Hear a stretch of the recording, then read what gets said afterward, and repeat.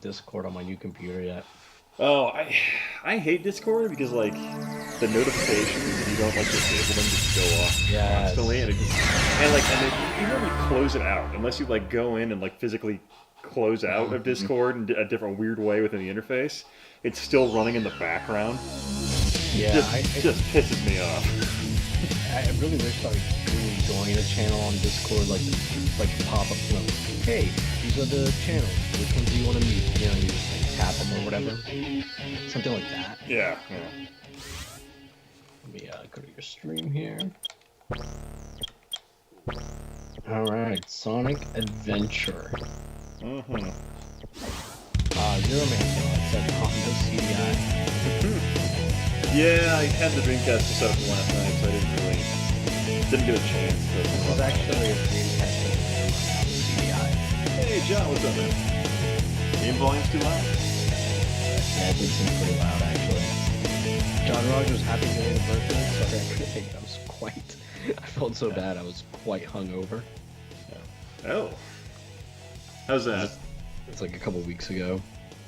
I wanted to go actually because like it was like at a like an arcade bar in Seattle, and like lately I have been wanting to like start going to those. Hey, Gabber, what's up, man? That sounds pretty fun. Yeah, the closest we've been to one is, I mean, we went to like GameWorks with Derek and Grace from Stop Skeletons from Fighting, and that was fun. But you know, it's all like newer, Yeah. GameWorksy stuff. So. Hey, easy, how's it going, man?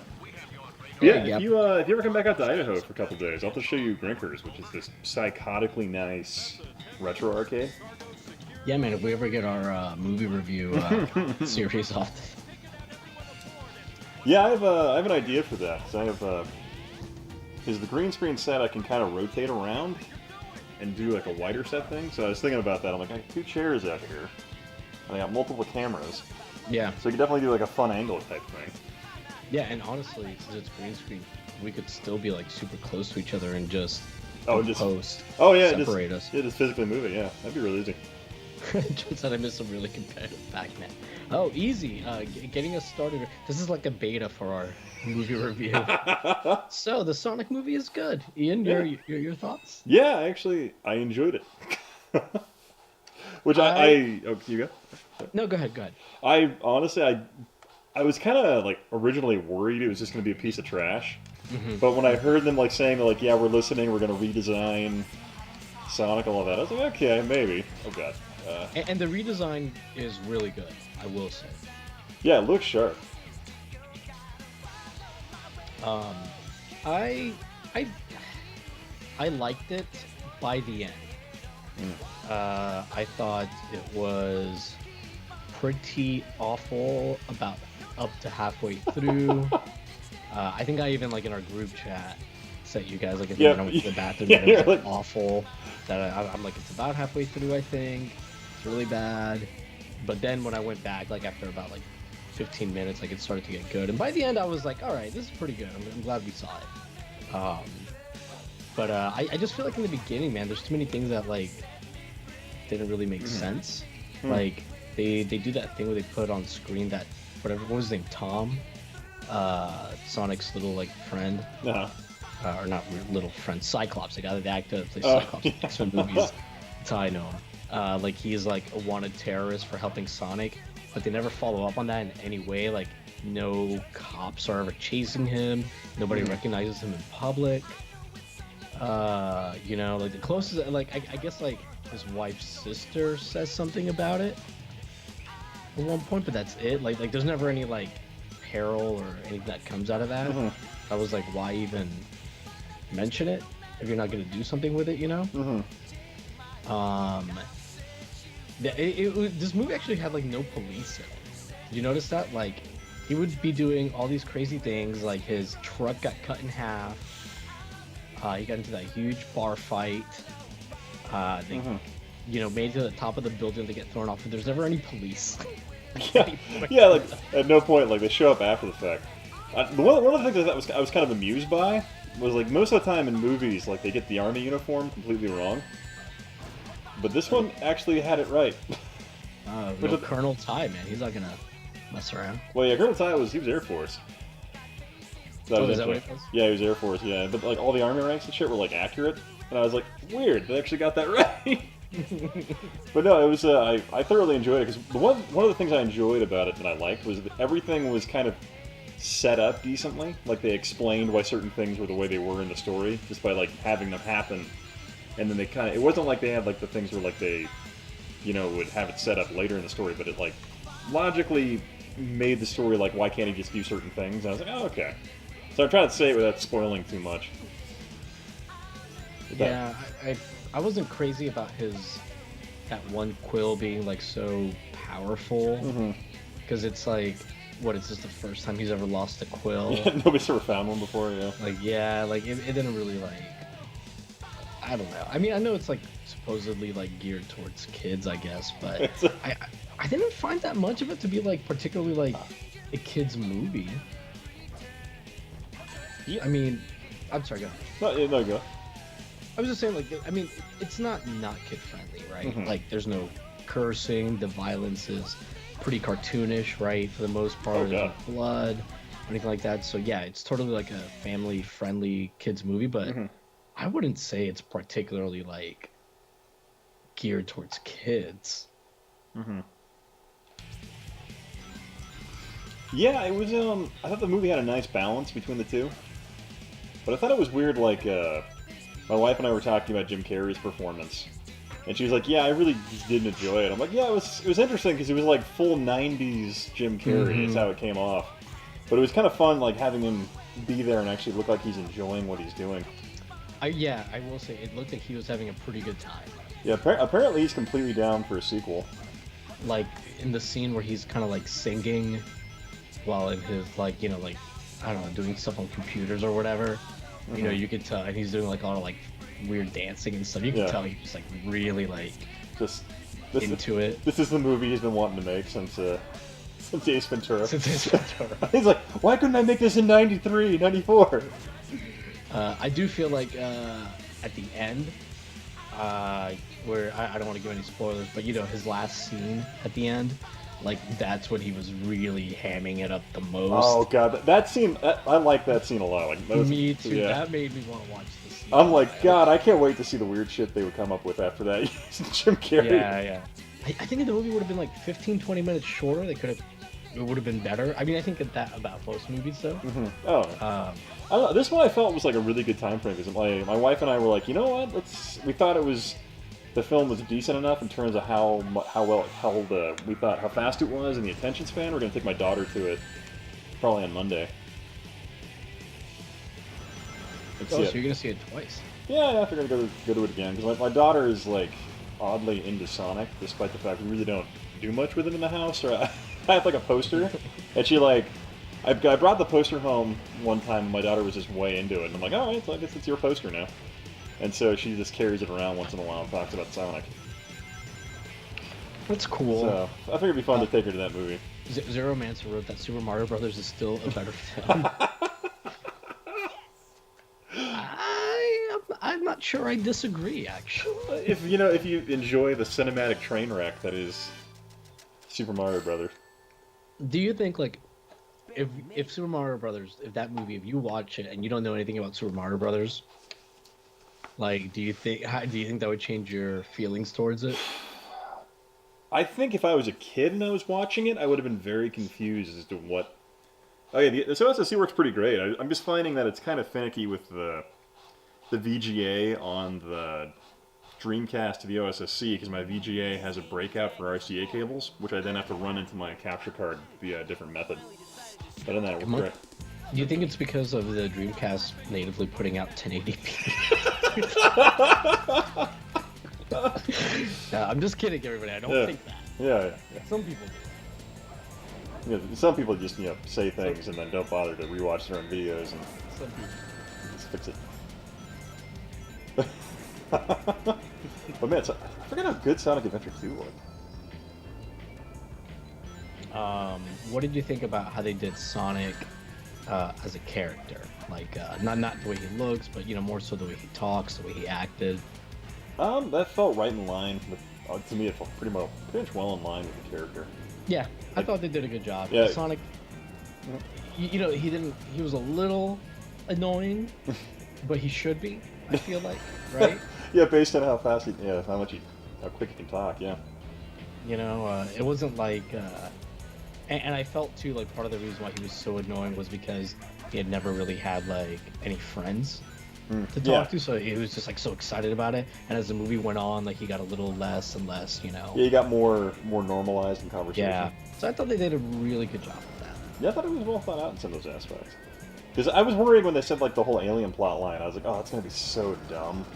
Like I was really concerned about how it was gonna be, and then they actually like, even though it was kind of like retconning a little bit, but I thought the explanation worked out rather well. I don't know. Yeah. I don't know how to kill this guy. I don't know. I feel like they were playing kind of like having their cake and eating it too with the whole alien explanation thing, because it was like they, you know, referred to him as an alien, but also he calls himself a hedgehog. Yeah.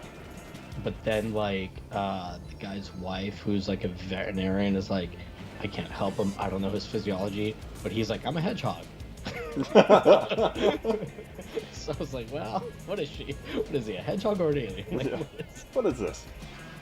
I need to. Oh wait, I need to steer the missiles back into it. And his friend at the very beginning that was watching him, like she was an owl.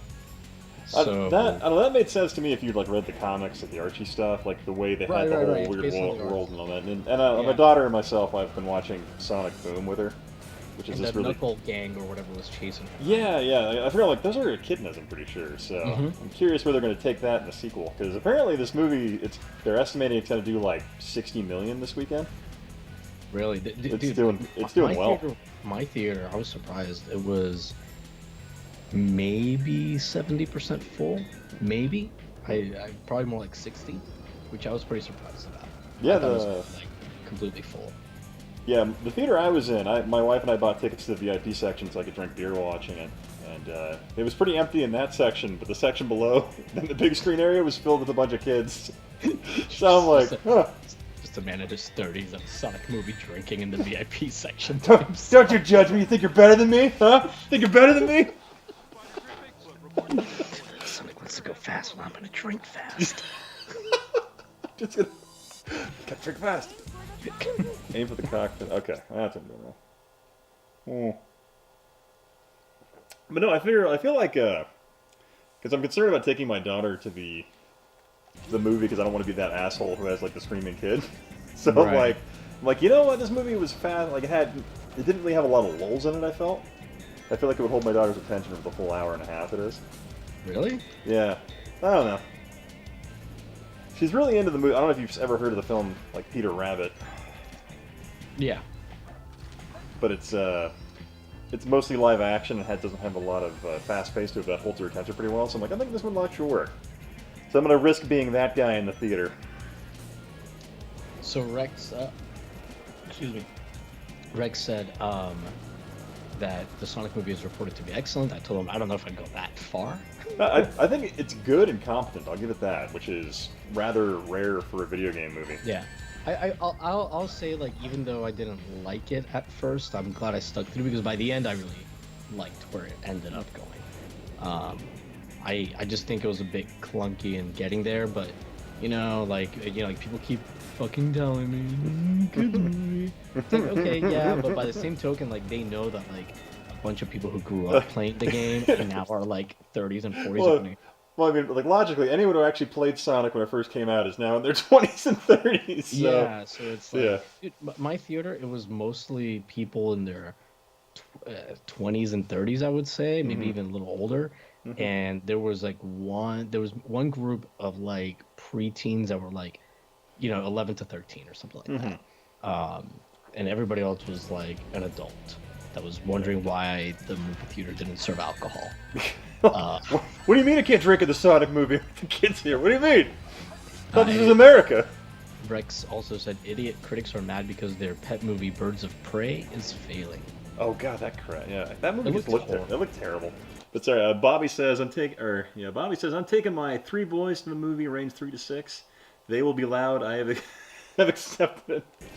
Yeah, I'm taking my 2-year-old daughter. Well, she's 2.5, but she's bigger than a 4-year-old now. It's psychotic. Honestly, Bobby, I'm sure your kids will be fine. The neckbeards at the movie were very annoying. Like oh my god, they're doing this thing. Oh, this is from this. You're like, come on. Yeah, I didn't really notice too many like game throwbacks. The only thing I noticed, like, they had the Sonic theme was playing on piano a couple of times, which I thought was kind of amusing. Yeah, I mean the opening with like the Green Hill Zone. Yeah, yeah. But yeah, they definitely took a lot of creative license with the material, the original material. Oh my god, I sucked.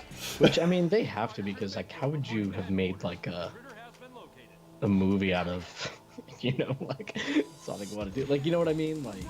Well, I feel like, yeah, if you had followed like the Sonic lore, like the way it was, like Sonic was from Io and all that, I'm like, oh, this could be real bad. If you get to follow some of that, or you know, I feel like if this gets like Transformer size, where like Sonic does really well, it's probably going to get terrible. And they're just going to go like Michael Bay it and bring in Shadow and all that. You're like, oh no. I would argue that they lucked into a good last third. Yeah, I'll give it that. I feel like, though, the movie overall, just because it was decently set up, like it seemed like they actually had a plan they were sticking to in writing and directing it, which I think is pretty rare for a lot of video game movies. And it just kind of came together. Yeah, I mean, I the last scene, I think, even though it's awesome, the last like big action sequence, yeah. I feel like it makes Sonic come off like an asshole at the same time. Like he was just playing possum to somebody who was like, "Oh, you're my friend." I felt like that was just played for emotion, like emotional uptick, but yeah. It could have been better executed. Yeah, yeah. Oh, yeah, sorry, if you're watching the stream, there might be spoilers about the movie. Sorry. Yeah, I apologize. We'll try to keep them at a minimum. We'll try to keep to a minimum, but... Spoilers, yeah. Sonic dies. It is. I didn't realize they allowed that in the kids' movie these days. Yeah. They're like, no, it's a CG hedgehog. It's fine. We can do whatever we want to it. And it was weird, like the way they did it. Robotnik just forces Sonic to watch the number 23 over and over. This is my greatest work. Just keep saying Jim Carrey should have won an Oscar for it. He's like, Joaquin Phoenix got one for something similar. Why don't I get one? Yeah, I'm gonna put this out there. I just watched The Joker today, and it's not bad. I didn't think it was like Oscar worthy though, because I didn't think it was that good. I thought it was well made, but I didn't watch it. I think it looks, I don't know, kind of hokey. I don't know. These like DC like has no. I'll watch their animated DC movies, but the actual like live action ones, no thanks. Yeah. But it was. But no, I was pleasantly shocked that it was actually a decent film. I was just kind of expecting it to be a train wreck, like pretty much every other video game movie. Yeah, I will say, like, it's definitely not a train wreck. The trailers made it look much worse than it is, and I'm not just talking about the way Sonic looked, just in general. Yeah. In some weird ways, I think like Sonic looking so bad actually helped because it took away attention from the horrible trailer. How goofy it was. Yeah, it just didn't seem like it was a good movie. But yeah, I wish Colonel Ty had a bigger part. Yeah, I was kind of disappointed he wasn't like a bigger character. I like that. Like, these are very minor spoilers here. They didn't go the typical route of the husband and wife, like, you know, getting upset with each other over him helping Sonic or whatever. It's like really typical, right? That like, why are you doing this? And then they have a fight and blah, blah, blah. Like, she was supportive the whole time. Like, they were like actually like a really good, healthy couple, which I think is good for like kids, if that's especially for like kids. It didn't have that BS, like, what is it? Didn't have the dumb conflict for the sake of conflict with that ultimate like romance arc where they break up and get back together and Sonic somehow helps. So I'm glad they didn't go that route, and she just jumped in and immediately started helping like a supportive wife would do. Yeah. Yeah, they actually wrote their relationship really, really well, all things considered. Yeah, I was trying to think what else to add to that.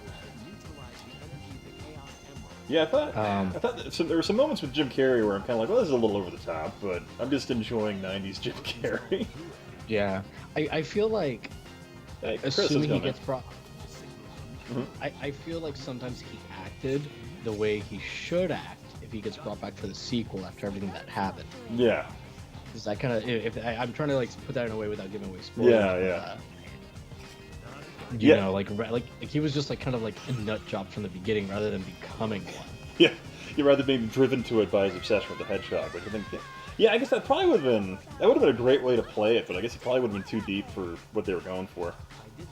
Yeah. Yeah, I guess they didn't. I think they were probably going that angle. They didn't want him to be relatable, probably, or like have him be a likable character for the audience. Yeah. Chris Saminsky wrote, "Opportunity to have to pay to see you play something." Well, it's gotta be on Dreamcast, right? Because that's what you got. Yeah, it's gotta be. But you have like 40 games out here, so we can switch in a minute. I just figured this was appropriate for Sonic.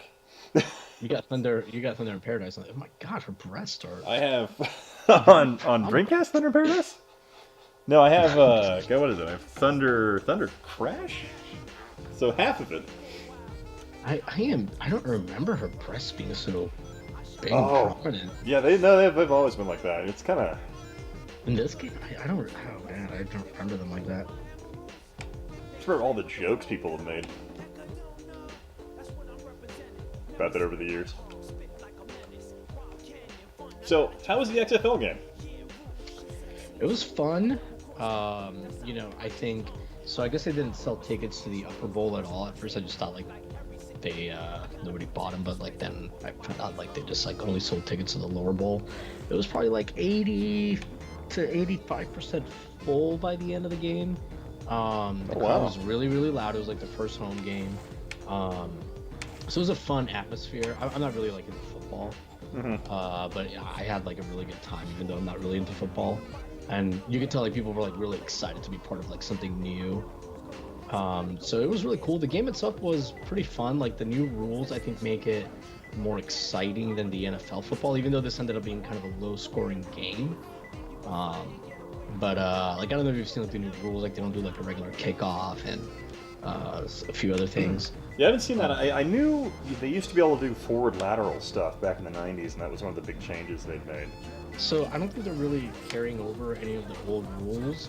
Like the way that they do the kickoff now is like makes it safer but also more exciting. Really, the wrestling people are being safer.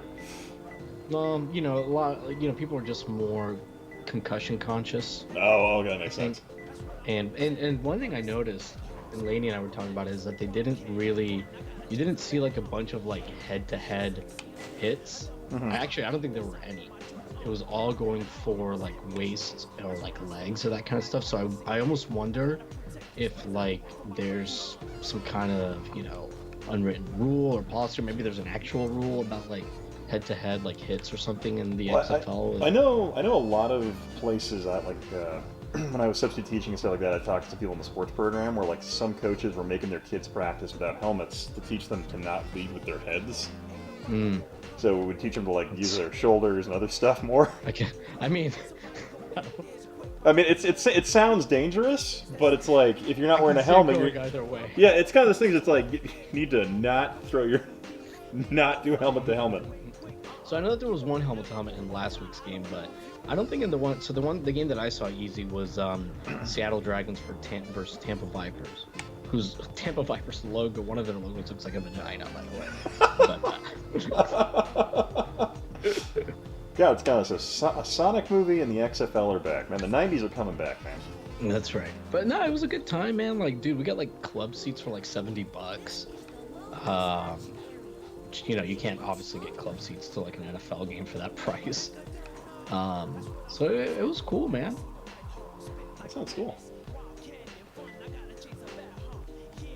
Oh, Easy was saying there's one that entire game apparently. What am I doing? I haven't played Sonic 2 in such a long time that I'm like, I have no clue as to what I'm doing right now.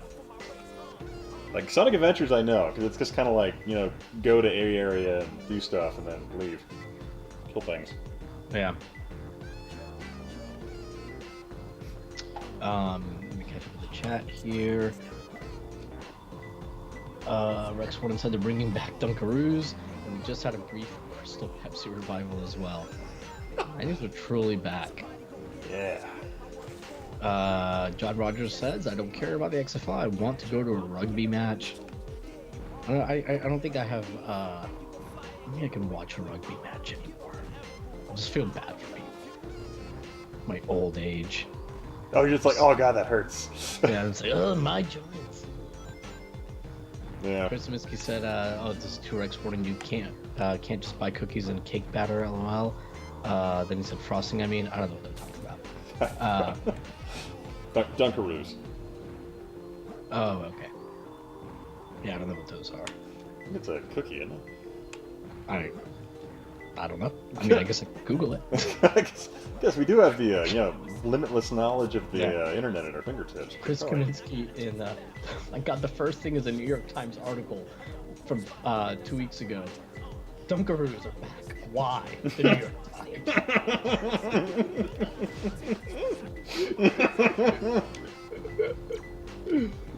That's funny. Oh, okay, I remember these. After mysteriously disappearing from American grocery store shops in 2012, Dunkaroos are back.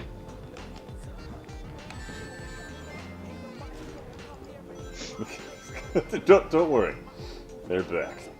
Why? Someone had to pay $10 to get through the paywall on that one to find out exactly what happened to Dunkaroos from the New York Times.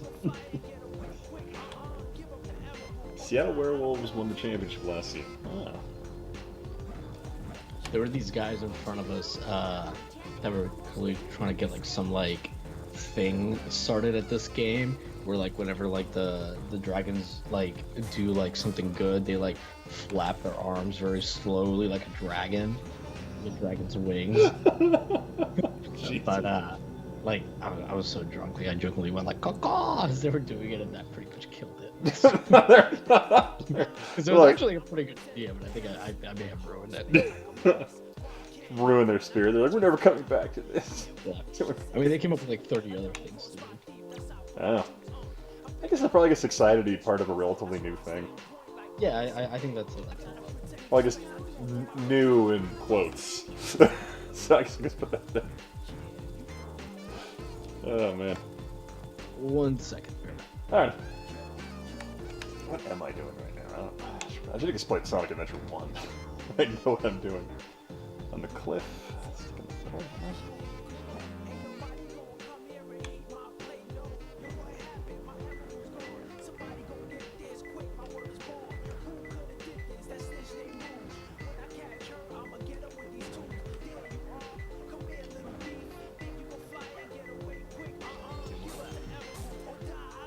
Okay, I feel like I needed that. I don't know why. Sorry about that. No, you're fine. One of my cats were whining and the dog was blocking the entrance to the... hold on a second. See, it's more fun when you don't know. Glad you feel that way, John. As long as you're entertained, that's really all I care about.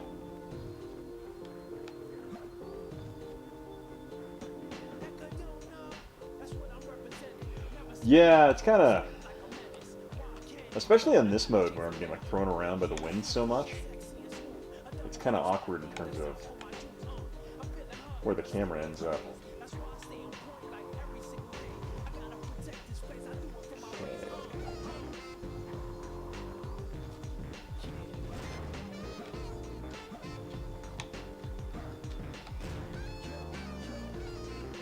Okay. Had to put this dog on my lap. Hopefully he'll chill out now.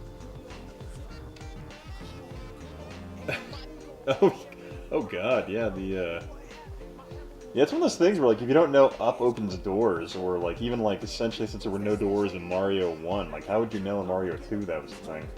Without it being specifically trained for you, or an event where you see it happen. Right. Have you ever finished this game?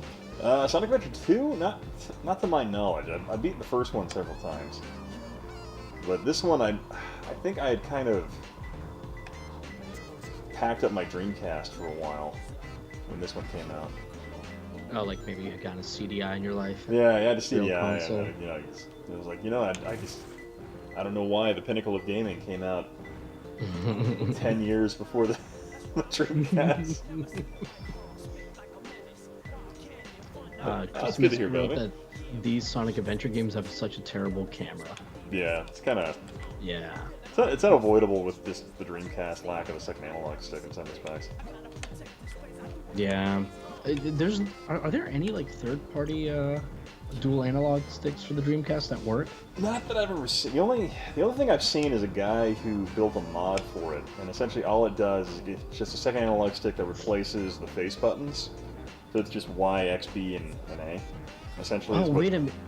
There is a way to do it actually, because is it the Virtual On sticks or?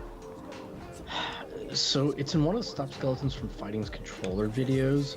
I think it might be in the video. They have a video specifically about Dreamcast controllers, but it's something like you can. I can't remember what it is, but it's some weird third-party thing where you can like kind of use a mouse as one analog, and then like maybe just use the other controller, like an actual controller as the other part, something like that. Interesting, because I know. I'm probably getting it wrong. Oh, maybe. Oh yeah, he did do that weird controller video recently, didn't he? Yeah, he just did another one, but I mean, he has like a bunch of controller videos, I feel like. Yeah, okay, what am I doing? No good.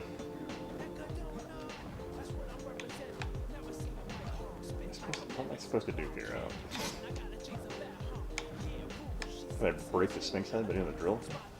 But, as far as I know, there's not like any particular thing aside from, like, you can do the mouse and keyboard in some games, which is pretty handy for like Quake 3 and some other titles like Outrigger and stuff.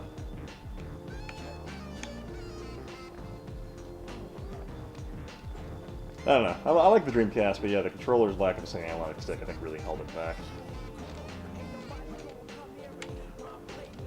I don't know where I'm going. But I'm realizing I need to refill my drink, though. Yeah, we'll go ahead and do that. Yeah. I shall be Yeah, here. entertain the chat. I'll be right back, guys. I don't know if I'll entertain them, but Yeah. catch up with the chat. Alright. Rex Warden, the first time I played Super Mario Brothers 2, I didn't know. Oh, I guess you guys already discussed that. John Rogers says the dual analog stick controller was the best thing to happen to 3D console gaming. Totally agree. I'm a little surprised that like we didn't end up seeing more games on consoles you go like the keyboard and mouse route, especially when you consider like, I mean, there was a mouse for like pre-3D consoles, right? Like the Genesis and Super Nintendo, they had a mouse, you know. Hell, the Nintendo 64 had a mouse, like, so I mean a lot of the 3D consoles had a mouse anyways too, so I'm just a little surprised that didn't get like, I don't know, used more in more games, but whatevs. John Rogers, Luke saying, I think that's where I got my. Oh, you guys are having your own conversation. Press for Luke saying. John Rogers, that's where I get my PS2 controller USB adapter, like 2004-ish. Hey, So has anybody great else here preamp, in the chat seen the Sonic movie? Was it? Oh, I didn't realize you were about to. Oh. Chat if anybody else had seen the Sonic movie. Oh, no worries. Or if we're the only true gamers. Yeah, the only true Sonic lovers. Two gamers with a Z. That have seen it. We've seen it. Yeah. Yeah, that could be a fun video to make. Oh god, didn't it? Well, it hit me so hard I freaking flew those roof. But yeah, I was almost tempted to do the whole Wing Commander idea I had for the stream. Graphics Champ wrote, saw the Sonic movie today, liked it more than I thought I would. Yeah, same here. What was your Wing Commander? Oh, I remember. Just take a PNG of one of the Wing Commander cockpits and just play the movie. Yeah.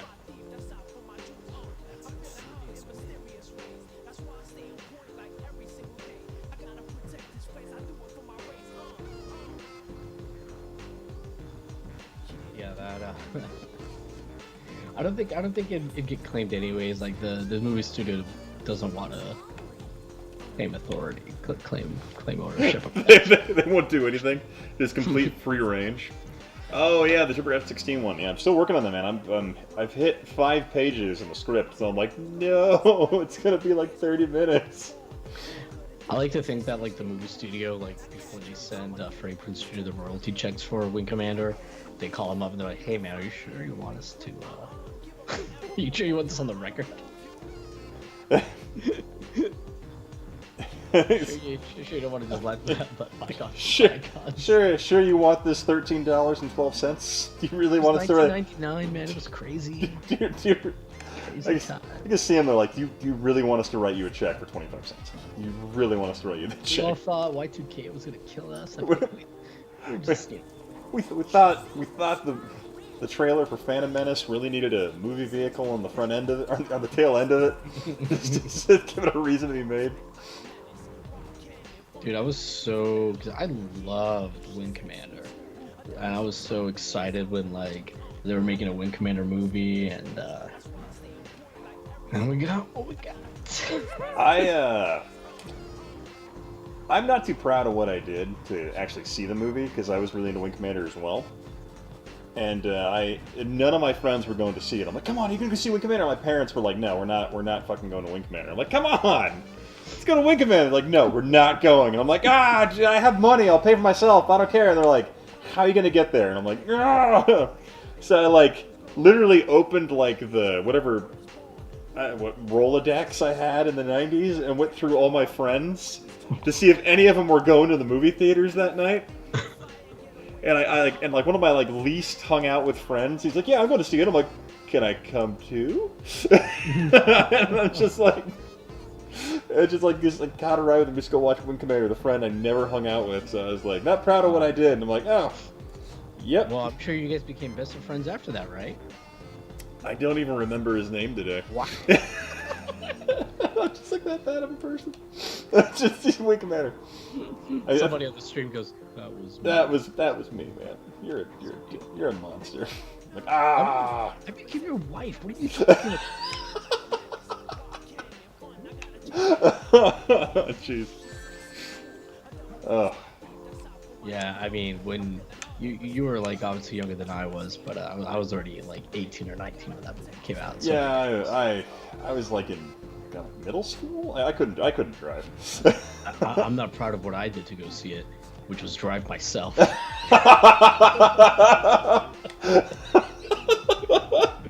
Which was completely sober, drive myself to Wing Commander. I'm not proud of it, guys. I'm not proud. You're just one of these days, like you're gonna get pulled over by a cop, and it's gonna be like, anything you care to declare? You're like, I went and saw Wing Commander opening night in 1998, and I'm not proud of it. Whoa! Chris Aminsky says that Trip Hawkins is on Facebook, and he will literally add anyone. Shoot your shot points. Yes. Oh my God. But how do we know it's really the Trip? Yeah, the Tripster. Yeah. I mean, we love us some Trip Hawkins. It is true. God, what am I even doing on this level? Like, I wasn't paying attention when they said what I needed to do, so I'm just... That's... You know, they really need to, like, play test games with drunk people just to make sure they can make it through. So I might switch back to Sonic Adventure or do Sonic Shuffle just to punish people. Yeah, this seems like it's him. He's posting pretty recent videos.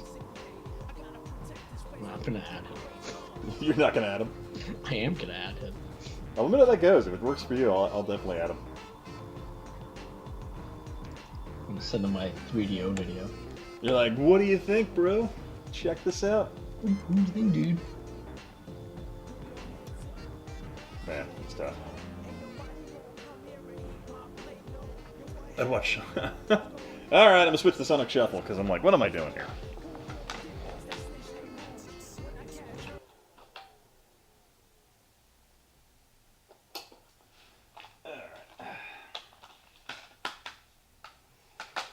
Where did that one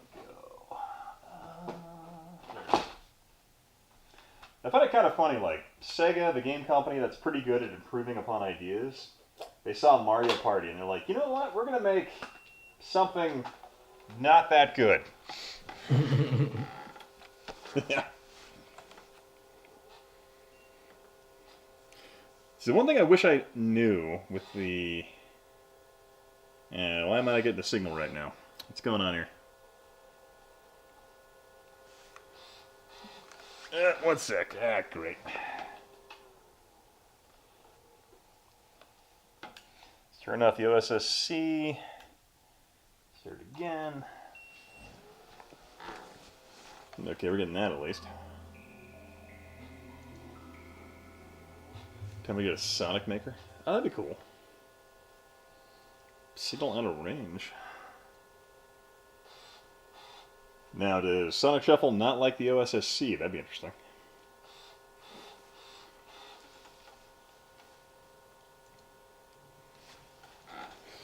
Alright, 1 sec.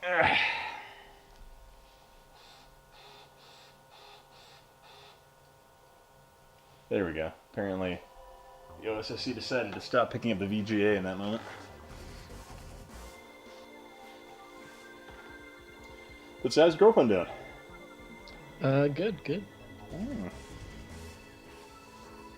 I hear like some. Are they reading feedback on the stream? Yeah, I'm hearing like some weird sound. I think it's just like raining outside or something, or trees are rustling around.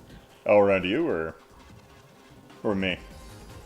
Oh no, it's here. Oh, okay. I thought you were talking like on my stream. Like, yeah. oh god, what's going on? I'm sure people can probably hear the Dreamcast just roaring away in the background.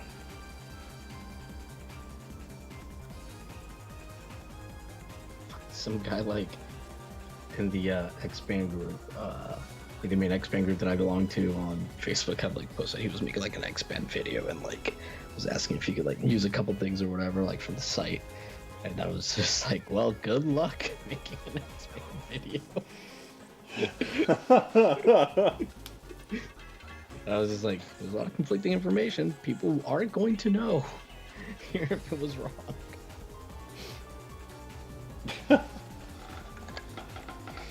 God, I remember like talking to you.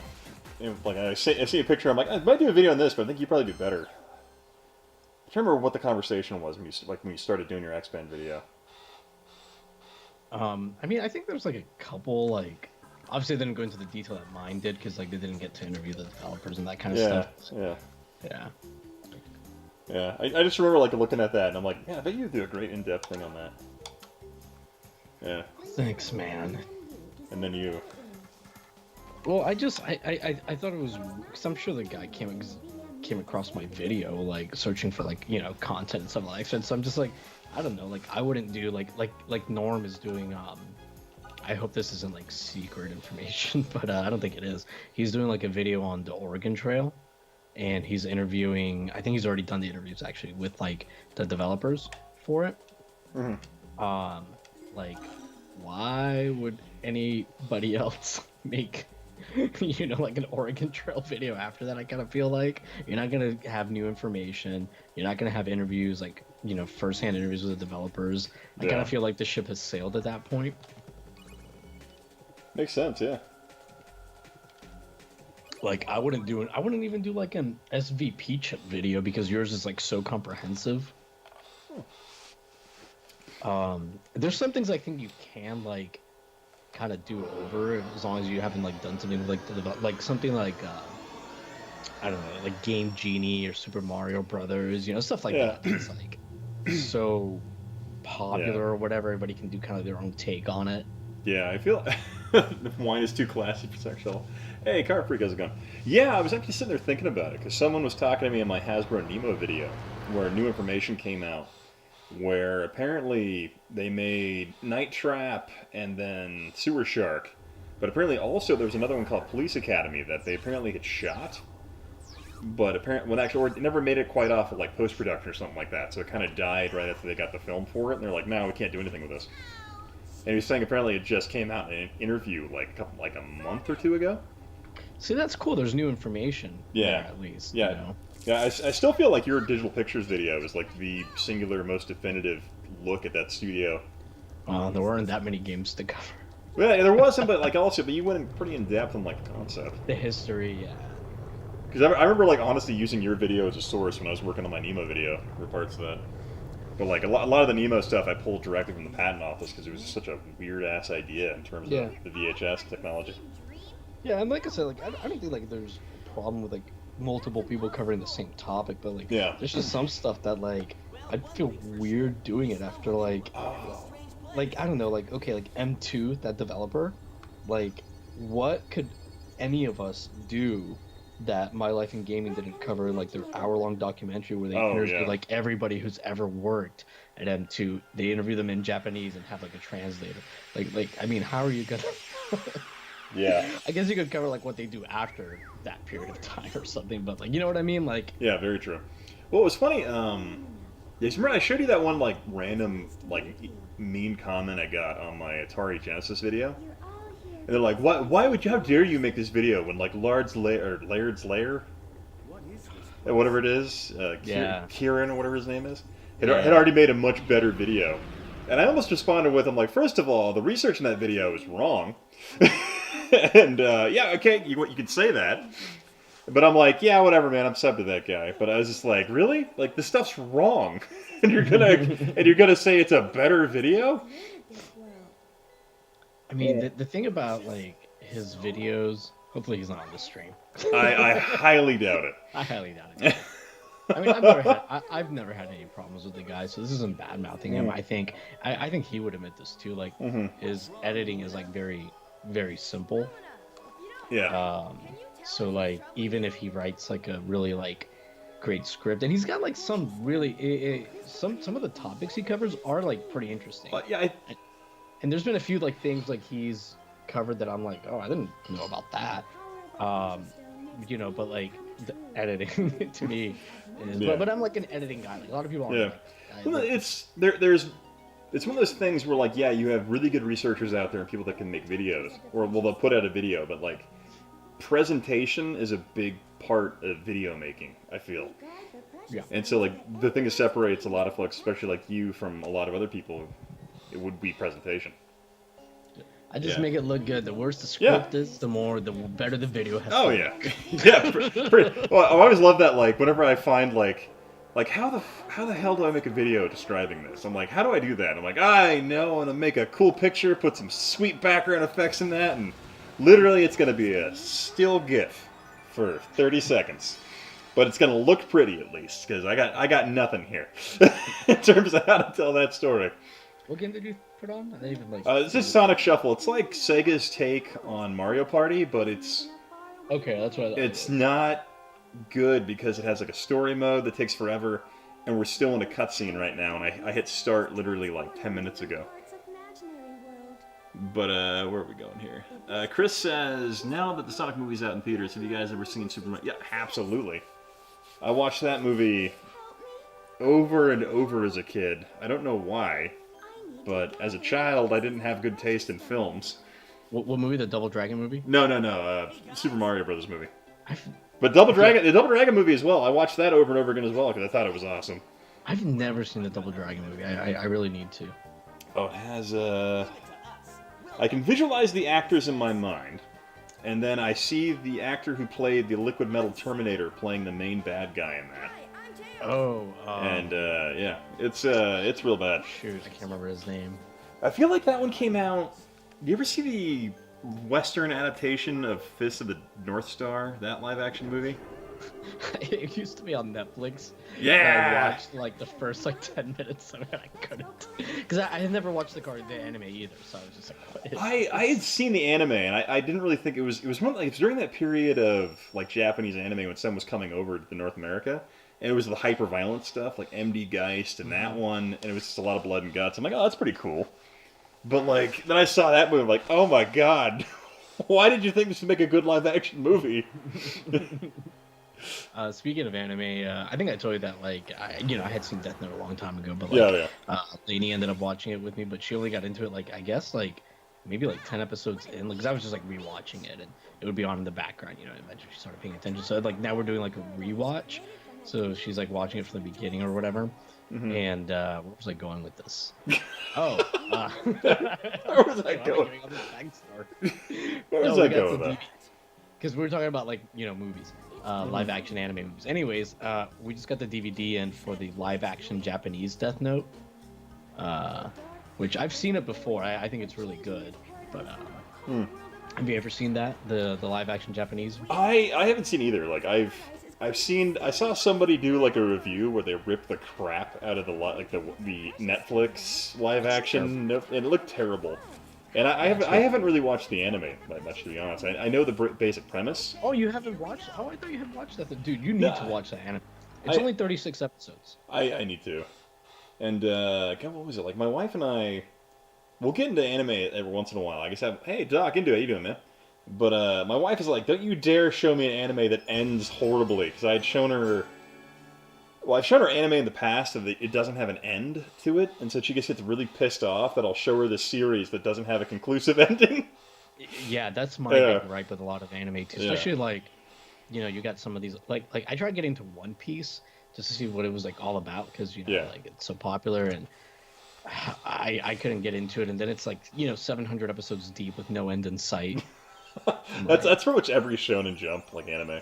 I'll only accept that from Star Trek. Yes, it's only okay with Star Trek. But it has a really satisfying ending, as Doc Edu just wrote. Dude, you should watch it. I think you guys would both really like it. Like, it's crazy good. Animation still holds up really, really well. Great sound design, and the great thing is like the live-action Japanese movie. It deviates from the anime and manga, but it uses like different rules so this Death Note has a bunch of rules in it, and they don't all get used in the anime, but they use like a lot of the ones that they didn't use in the live action movie. It's just good stuff. And the guy that plays Gaeta on Battlestar Galactica does the voice for one of the characters. Really? Yeah. In the Japanese one? Yeah, I mean, he does like the English dub. Gotcha. Okay. Oh, they have the same cast that does the English dub in the anime. They also do the dub in the live-action Japanese movie. Oh, cool. Which is really nice. This is nice. Yeah. Sorry, Lost Gemini says Dreamcast. All right, we playing Check Grind Radio. Not yet, but that's on the list of things to do. I was just keeping it Sonic related this evening for a bit while we were talking about the movie. So we got to draw cards.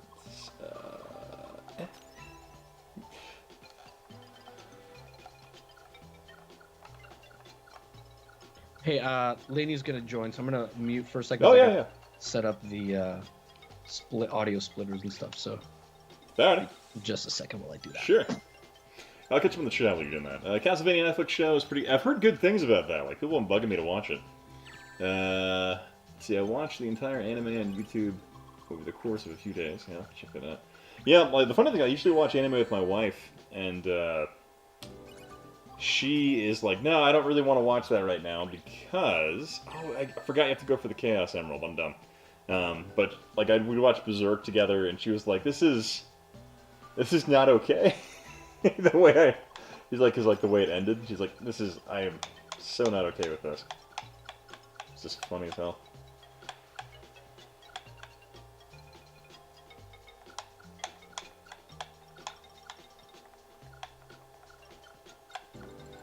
I go here.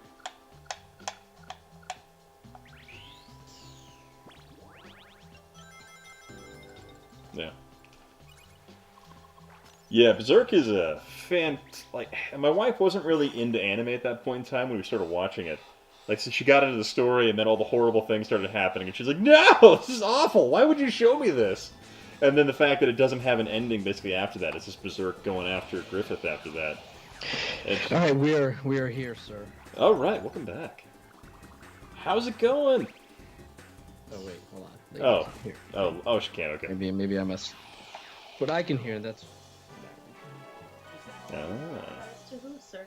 How's it? I'm sorry to hear that. This is going through VGA, Jonathan G. It's going through VGA to my OSSC, so we're at 480p right now. Because I haven't figured out if the OSSC can do better than 480. I thought it could do like 1080, but I could be wrong. Well, you know, the Dreamcast natively. I mean, I don't know why I'm not hooking it directly to the capture card, because it already does native 1080p out, as per, the definitive Dreamcast guy would say. So Lainey also liked Sonic. Yeah, I thought it was really good. No, yeah?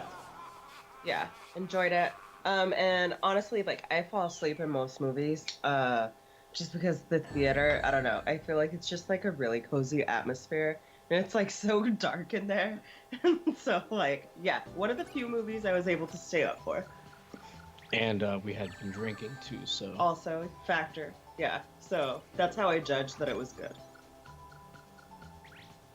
Oh, okay. That's a good factor. I usually rate a movie. I'm like, if I usually hate a lot of films, and so I'm like, if I didn't hate it, that tends to mean it's a decent movie. it's usually. If I didn't hate it, that means it's good. That means it's actually not bad. This is a low bar, I feel like. Yeah. It's not a high bar by any means. So I couldn't believe Sonic. This movie didn't give me scurvy, so it's good. Sorry, Chris is like, I couldn't believe Sonic got elected to president and withdrew the United States from the Geneva Convention.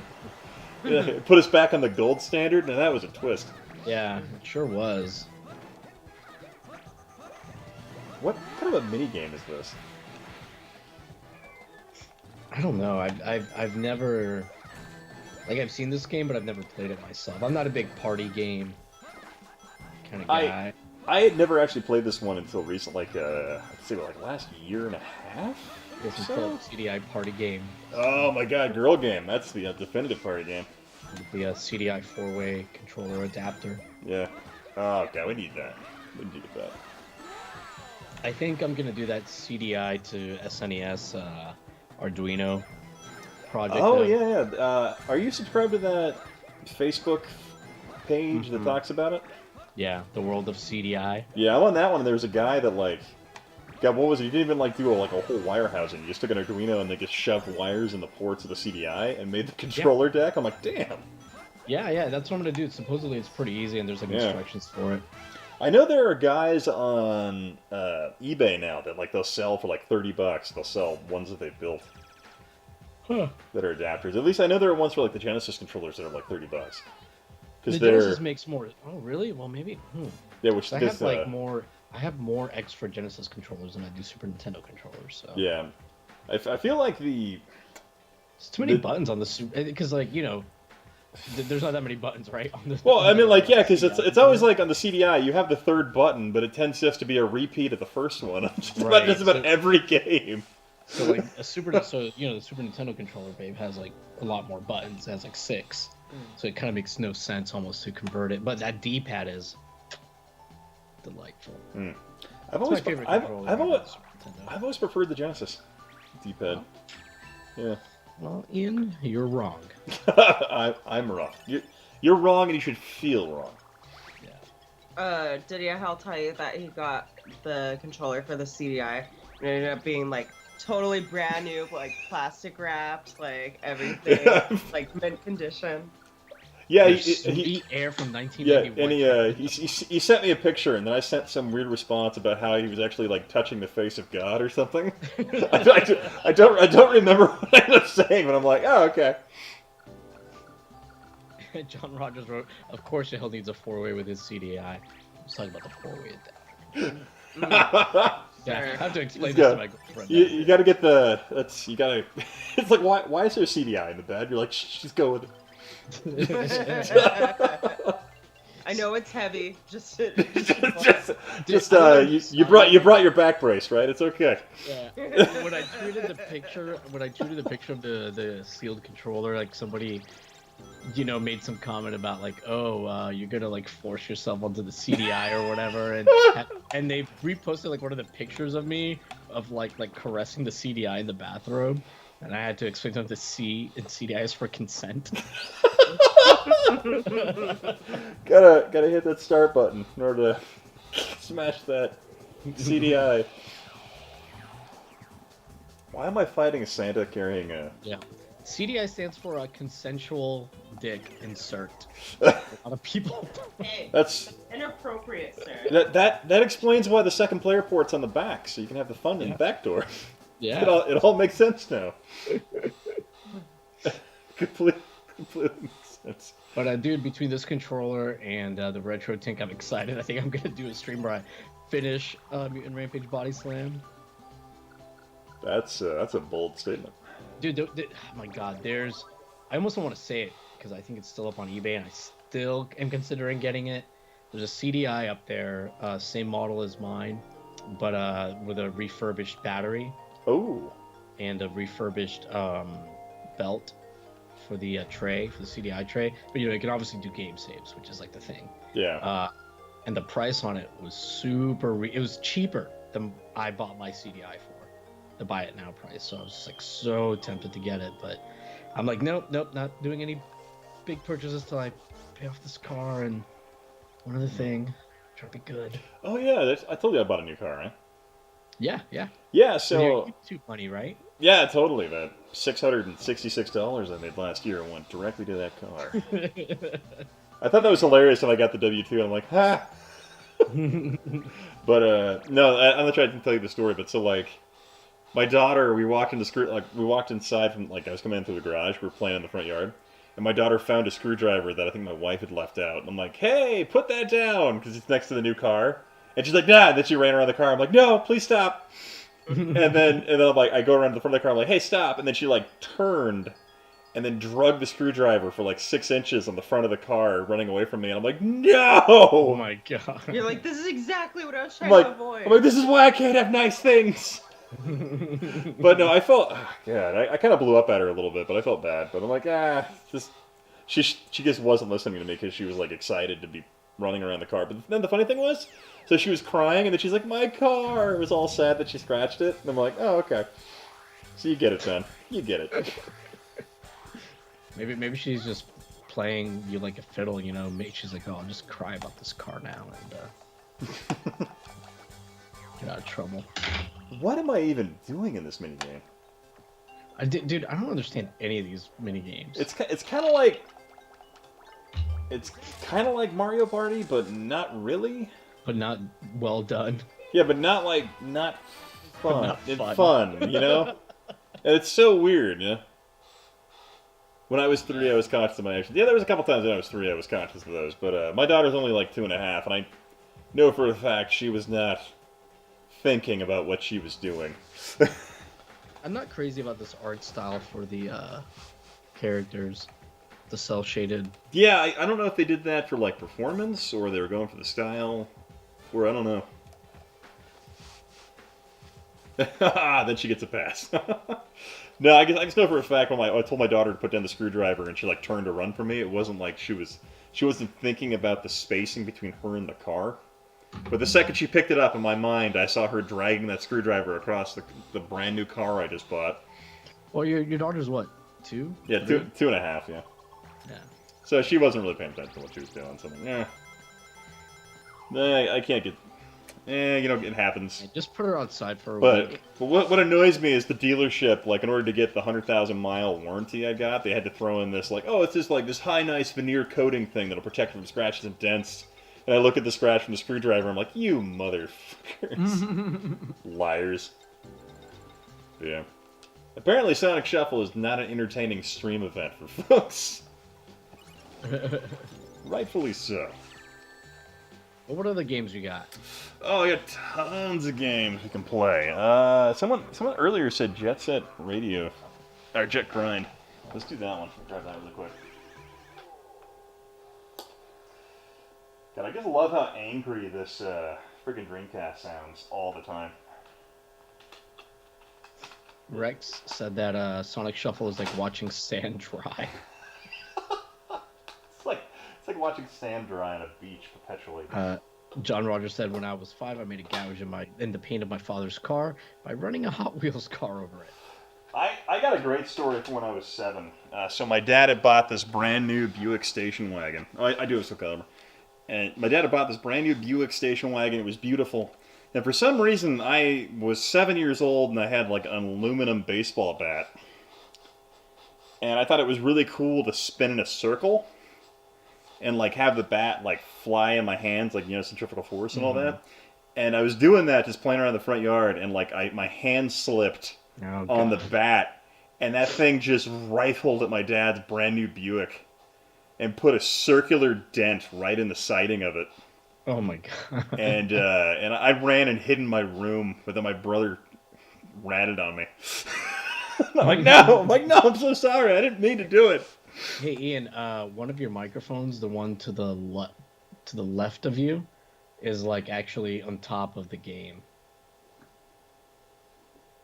Oh, like the one over here? That's in the frame? Yeah, it's actually like running over the game. So yo, prop that out. That's it. I don't know. It's close to me, so it can get like the best angle. But I just meant like an OBS, like prop it out. Oh yeah, I could, but then if I like leaned over, my hand would be cropped out. And it's God forbid we don't. Hand model? No, I'm just like, I gotta have these horrible things, otherwise people expect too much from the production value. Actually, it doesn't look too bad now that the game is running. Before, when it was like a solid black background, like while it was learning. Oh yeah. It's bad. Remember the one time we were streaming, there was just like a big penis like sticking up or something. just looked like I don't know if it was like how close we were. There was something about it that looked real weird. Questionable life choices. The stream. John was just asking if you have Soul Calibur. I do have Soul Calibur. We can probably play that here in a minute. Dude, I was so into. John just wrote production values. What is this? A human interface? Yeah, let me go get a soundboard and then do Kylo Ren. Yeah.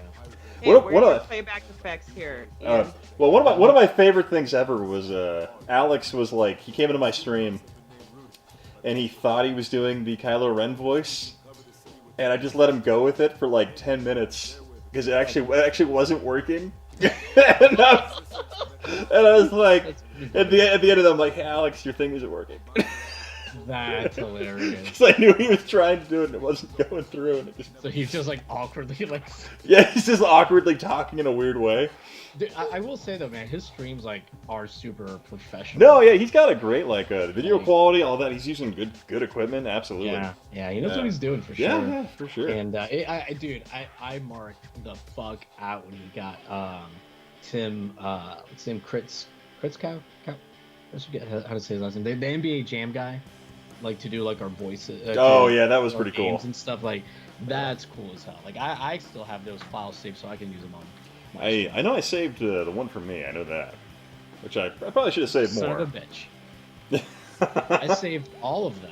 Oh. I was like, send them to me. That way, when you guys are on the stream, I'll have them for you. Not just for me, because I'm not so egotistical, sir. But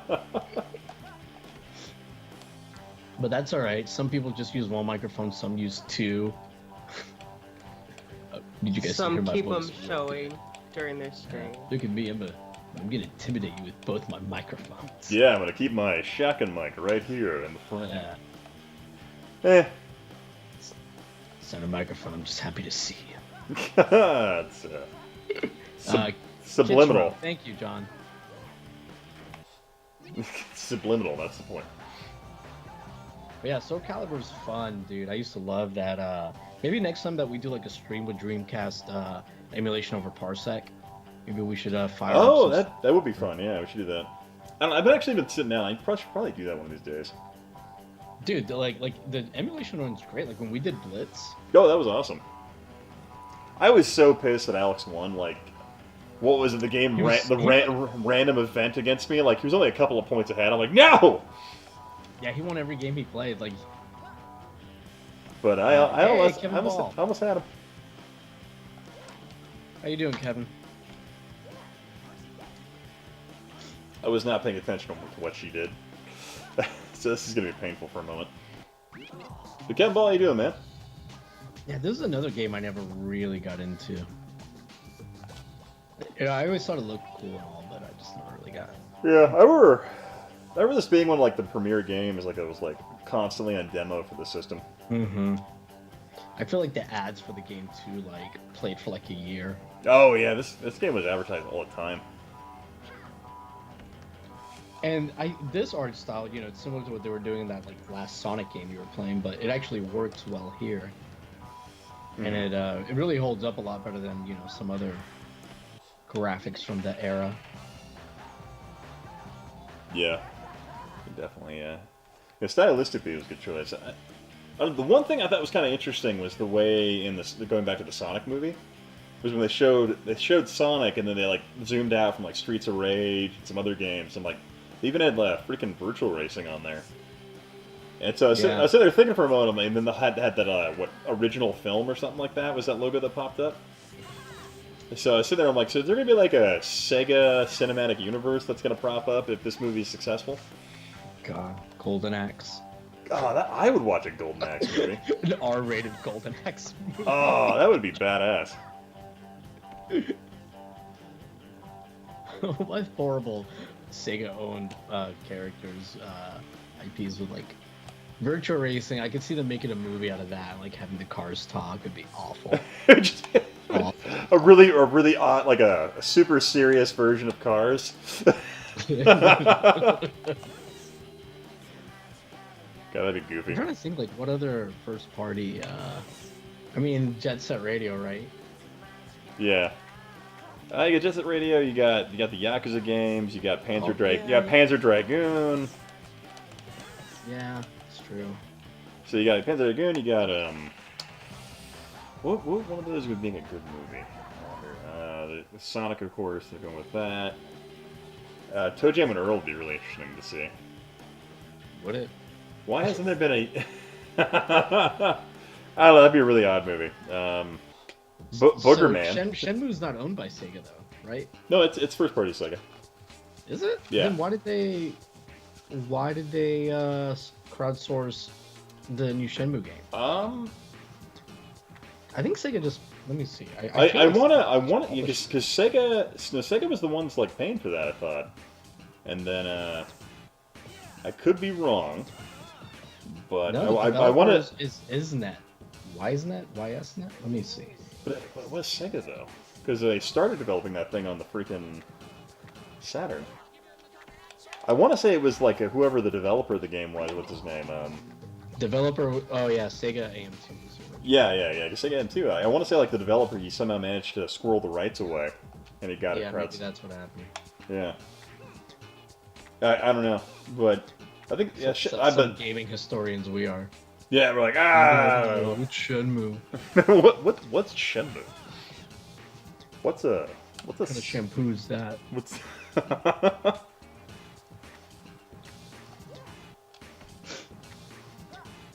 It is. Rex said that Yakuza already had a movie?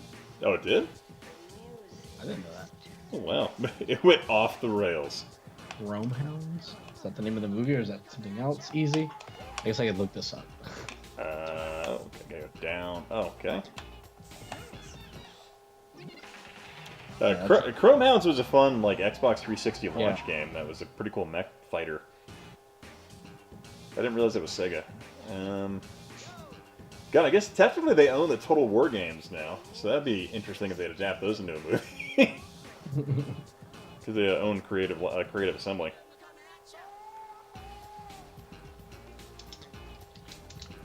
Yeah, so all I have left now is straight whiskey in my house, and I'm like, I don't have any mixer.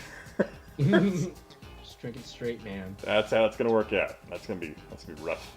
Oh yeah, there was like the Yakuza live action. There's a headline on Kotaku article about it. The Yakuza live action movie is black comedy gold. Black comedy gold. What? Like black? What is black comedy? Is that like dark comedy? Yeah, I think that's what they meant. Like, it's a Kotaku article. You know, you can't take it too seriously. Don't take it for word value.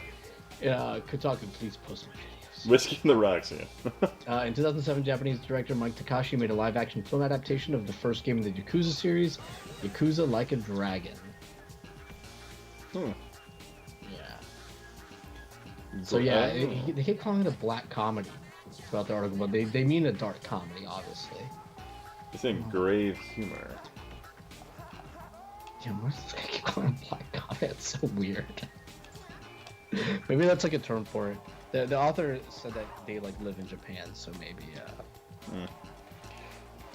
I don't know. I guess it could be it could be style associated because there are some Japanese films that have like a really interesting dark humor, like this grave humor type thing. Like maybe that's like what like it's... like there was this one Japanese movie that had entirely to do with these two girls who were aspiring actresses sharing an apartment, and the entire movie is about them getting this possible like audition. But then they literally, so they both get the voicemail on the answering machine in the apartment.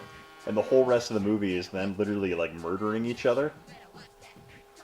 I can't believe you've seen that movie, but you haven't seen Death Note. So, that movie I watched when I worked at a video store. So I just had all kinds of time to watch movies for free back in the early 2000s.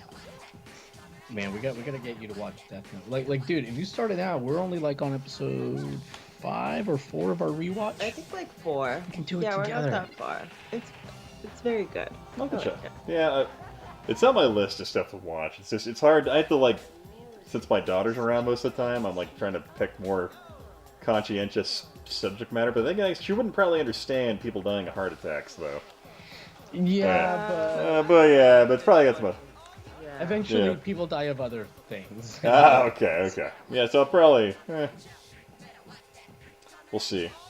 I did, and she might find, like, there's like these like demon-looking creatures, a couple of them in the show too. So maybe a little scary. Yeah, I don't know for if her. it would be like child friendly. I don't know. She's not really terrified by much, so it's pretty interesting. She's not terrified about a note that can kill people if you write their names in them. Advanced story structure doesn't it eludes her, so she's not terrified by those concepts. Well, let us know how. I guess if she doesn't find Jim Carrey's over-the-top acting appalling, she'll be fine for that. I'll let you know how that goes on Monday after that. I'm gonna be that guy in the theater with the screaming 2-year-old. It's gonna be sweet. So, babe, we're trying to avoid did you tell him about the people behind us? Yeah, the neckbeards and stuff. Oh God. About the guy with the wine.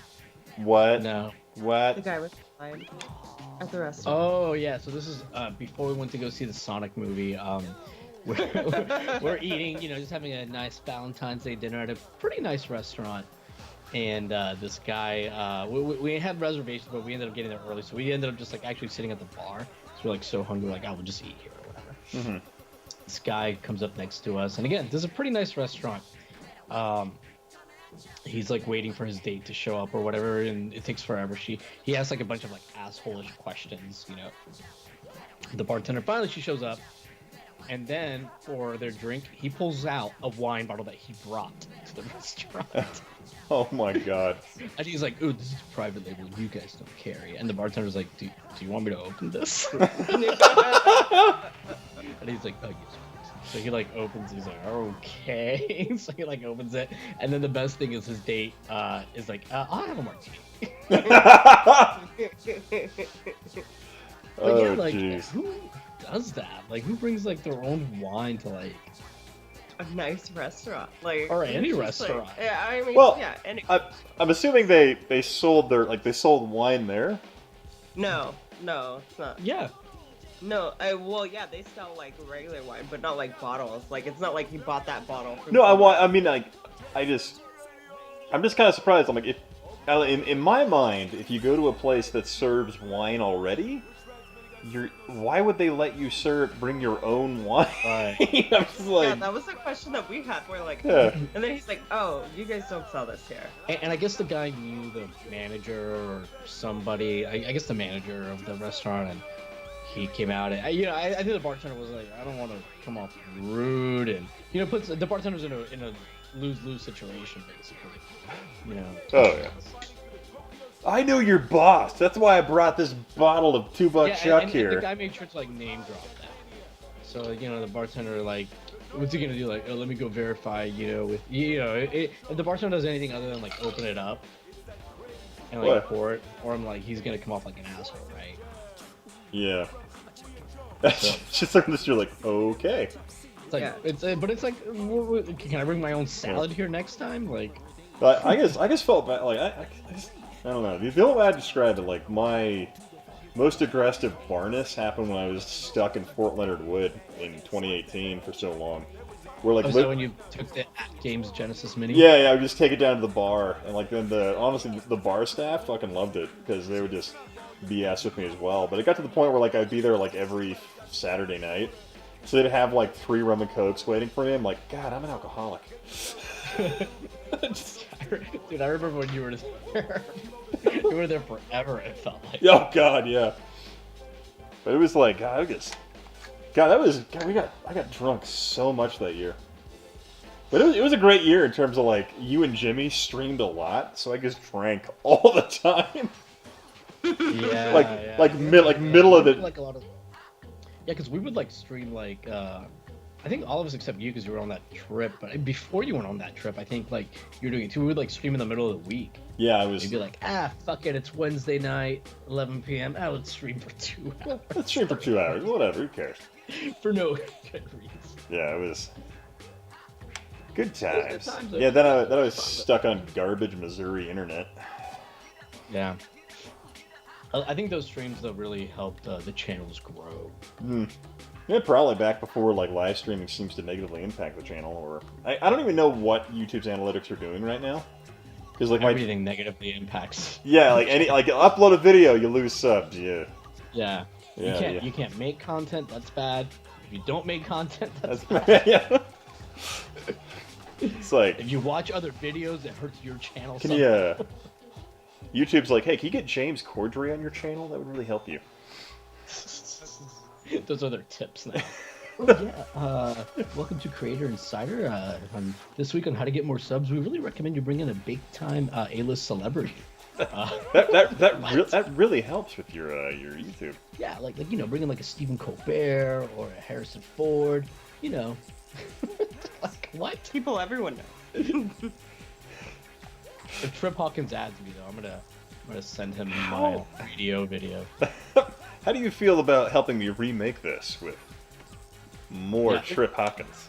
I would definitely. I've thought of like redoing some of my older videos, like redoing the voice because I have a better mic now, yeah. Better mic, better editing. Probably keep the scripts pretty much the same unless there's some new information or whatever. But yeah, I've definitely thought about like redoing some videos just to make it more visually appealing. Do the quote George Lucas on them. I'm gonna change this 3DO to a walkie-talkie because I felt like the 3DO was too aggressive the first time I made it. Binks. That's the way. Why is there a bantha behind the CDO? the 3DO. Just like a random CGI creature just walks in front of the frame. Yeah, just prequel, just have creatures. It'd be great. Like I felt to myself that this just wasn't good enough because technology just wasn't there yet when I was making the 3DO video originally. Right. Oh man. Just like insert like terrible looping gifs. Maybe that would be like fun for like a April Fool's Day. Like upload like an episode like remaster like special edition of like an old video. God, that would be fun. You gonna do any April Fool's Day video? I know we always talk about doing one, but we never do. I never have enough like time, or never like I talk all this stuff, but I never have the time to actually like make it happen. I feel like we always think of like lots of April Fool's Day videos, ideas throughout the year, except from between January to April. By the time April comes on, we're like, what do we want to do? I don't know. My favorite one was literally just taking one of your video, like the idea of taking one of your videos and just redubbing over it, just to see if anybody would notice. You know, on camera segments. Just like have a black wig. Yeah.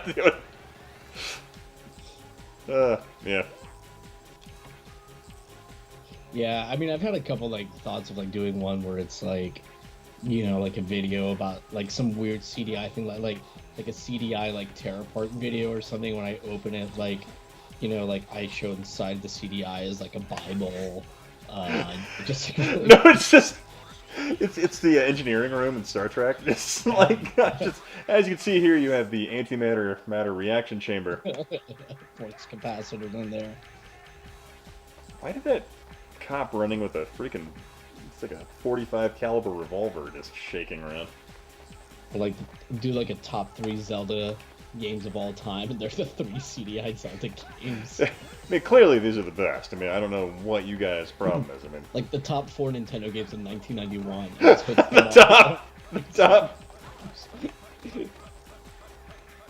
The single greatest hidden gem Mario games you've never played. I also thought it would be like fun to do like a story about like, I don't know, how the CDI saved the world or whatever. Just use a lot of green screen or whatever, like show it like fighting, like storming the beaches at Normandy, stuff like that. Oh my god. The CDI stopped apartheid. Something like that, or have the CDI stopped colonial aggression. How it parted the Red Sea. Oh god. That's a... Just one CDI for each side, just held the water back. Just, they're both dropped in there, you just have a map and it just shows, like, just literally blocking the water channel.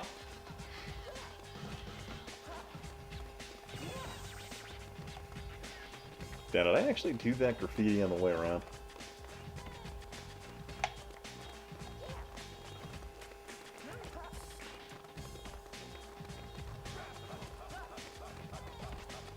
We have these like Star Trek coasters, or I guess I do, like, but they look like the little chips.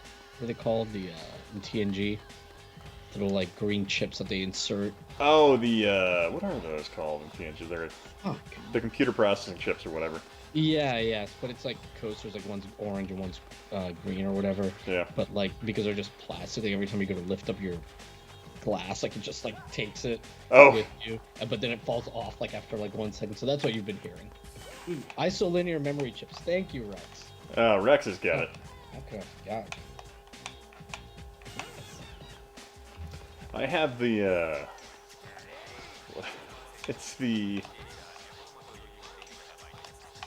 God, I'm losing my mind here. So I have some Battlestar Galactica ones that are like cup holders with the edges cut off. Oh yeah, those were cool though. The BSG cup holders you guys had. Yeah, but they're my wife is like way into Battlestar Galactica. Has she watched like all the movies? Like The Plan and... oh, I think, yeah, she has. She's watched those. If she hasn't, I was just saying like that you guys borrow them or whatever. Yeah, she hasn't watched Caprica. Yeah, we haven't. I've watched Caprica, but Lainey hasn't. But we're kind of doing like a BSG rewatch also, and I have the Blu-rays, so I've also been going through like the deleted scenes and stuff. Mm-hmm. Sometimes like they'll have like deleted scenes where it's like there's no special effects in them, which I find interesting. Lainey doesn't, but I think it's kind of fun. Or like they'll have like really like bad low poly CGI because they never finished the scene. So it just looks awful. That's kind of like, you ever watch Portlandia? Yeah. They have that whole like fan fiction table read with all the actors. We watched that a couple months ago. Yeah, I'm gonna pour that whiskey into a glass. I'll be right back. There you go, Ian. Yeah. Maybe make a bad decision. Yeah. Alright, let me catch up with the chat. Kevin Ball, I like this cop literally trying to kill this kid for what is this? A misdemeanor? Well, some would say that this is very true to real life. Some people of Doom, no joke, except for Thanos and Kingpin, I think Carrie's Robotnik killer killed more people, I think is what he meant, than the majority of MCU villains in a PG Kids movie. I thought like the design of like Robotnik's like ship and stuff and the drones was like very uninspired. It looked very so generic. plain. Yeah, exactly. Like it could have been in any sci-fi movie, like, so that was a little disappointing. I thought he as a character, like they did a good job with his character design. Agreed. Sonic looked good, but yeah, like I was hoping that they do more like the circular like ship that he has like in the first Sonic games and stuff. You know what I'm talking about? Do you remember those? Like when you go to like fight him, like he's on like, it almost like he's like in half an egg. Yeah. Let me see if I'll find you a picture. Robotnik, Sonic. Yeah, this thing. Yeah. Oh yeah. So yeah, that ship, which I think it's like what it was supposed to like be like a play off of. Yeah, but it looks why didn't they nothing put like that it. little like wrecking ball at the bottom. Yeah, that would have been like cool if they had done the wrecking ball actually. Yeah, why didn't they do that? Like it would have been like a fun callback. Kevin wrote Portlandia is great. I hope real Portland is like that. I've only been to Portland a few times, but it kind of does seem like it's like that from the little I've seen of it. Seven Beetle of Doom wrote, no joke, Robotnik is an Afghan war veteran as a drone warfare specialist. Yeah, like I didn't mind that they were like, oh, he's got drones or whatever, because you gotta modernize it, right?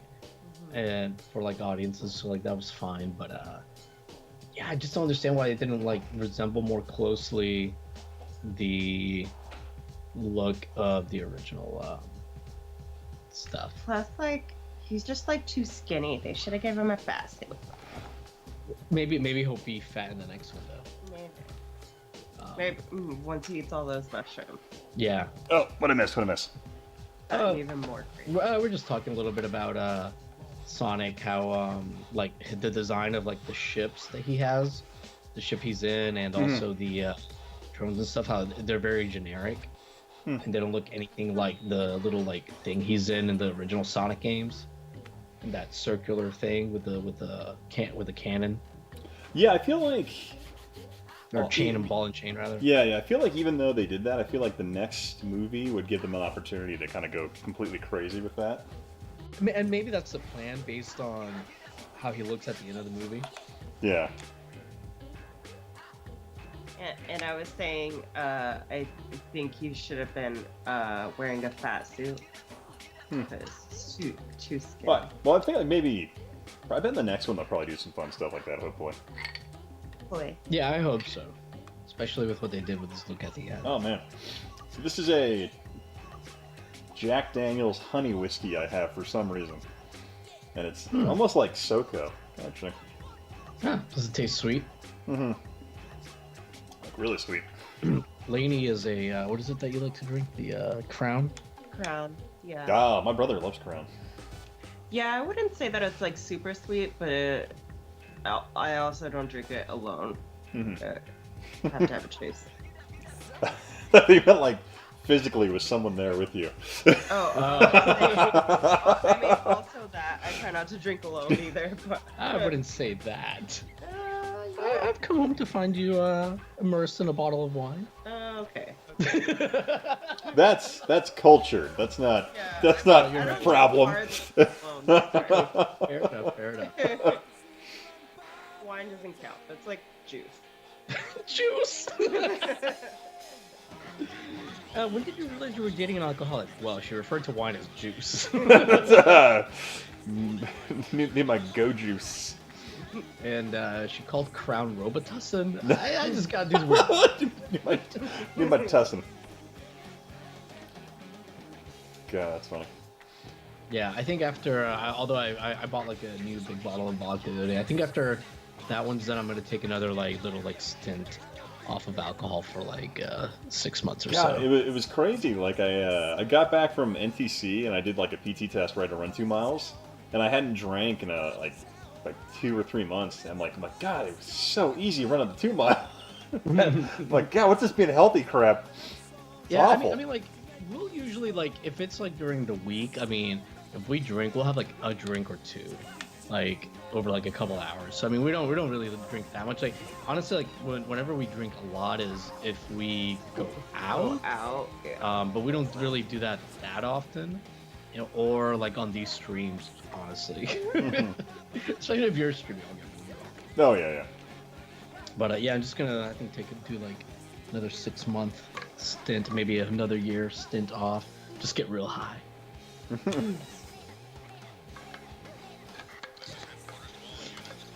Just being healthy. Well, good luck, babe. I'm not committing to anything. Well, wine doesn't count because it's just juice apparently. So it's grape juice. It's fine. It's good for you.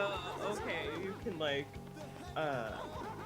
still drink wine. Then I would be fine with that. So this game. Oh, by the way, while you were gone, Kevin had written. I like how this cop is literally trying to kill this kid for what is a misdemeanor. literally just him tagging over other graffiti that's already there. Have you ever finished this game? No, I've never actually finished this one. But on that note, let's go ahead and switch over to Soul Calibur. I've beaten that one several times. If I can find my copy of Soul Calibur, that's the next question. In this pile of stuff. And the Dreamcast version has like all the stupid intro, right? Where they're like with the story or whatever. I am trying to remember. I think so. Let me grab that. One sec here. Yeah, I used to use Voldo a lot. The Dalsy, basically, of Soul Calibur. I'm going to refill my beverage.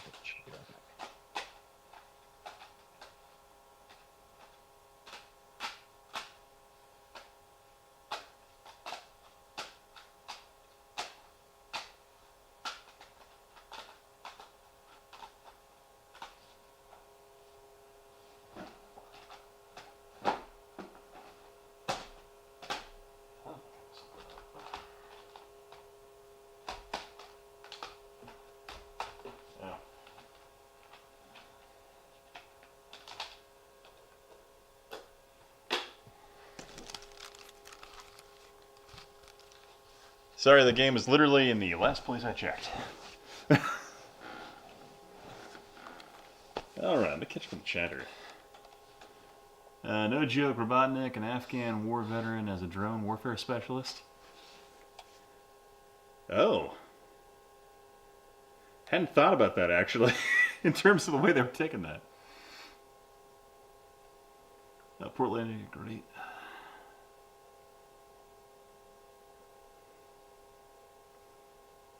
No joke, except for Thanos and Kingpin, I think. Probably.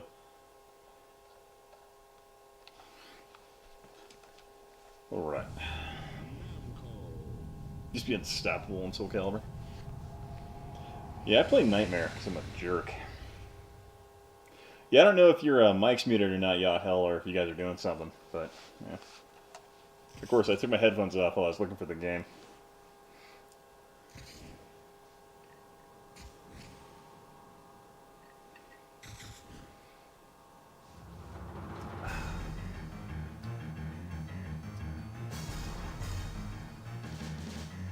Oh, this game's great on the freaking Dreamcast.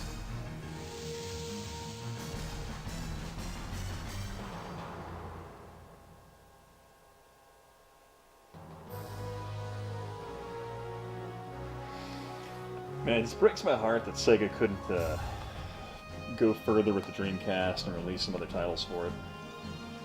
Maybe a secondary model with a freaking like dual analog stick option. God, that would have been amazing.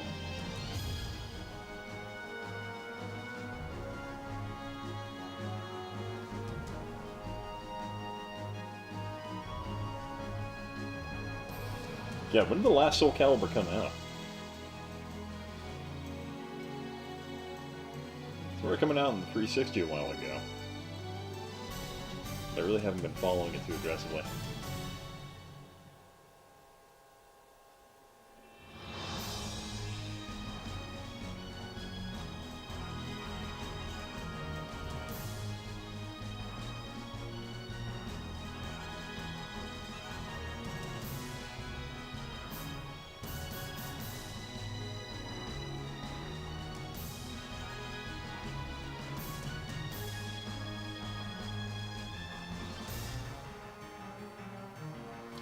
Man, that is really smooth.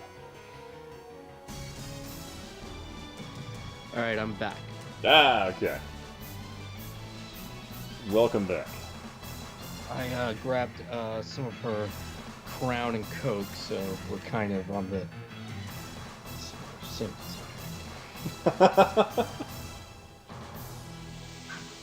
Yeah. Man, I wish there was more than one fighting game on the CDI. I'm pretty sure Rise of the Robots is the only one. Yep. God, I feel yeah, it might be. And God, Rise of the Robots in the CDI is the worst version of that game.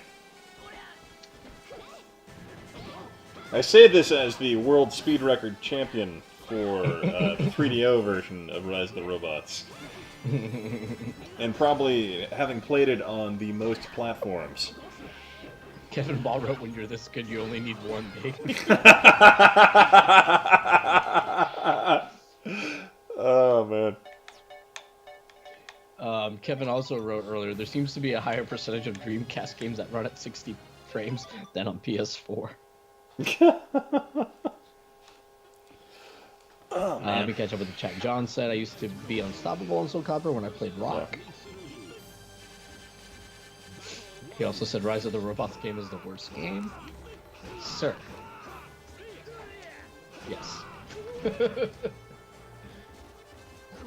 It's not on anyone's top 10 list. That's for sure. Oh, God.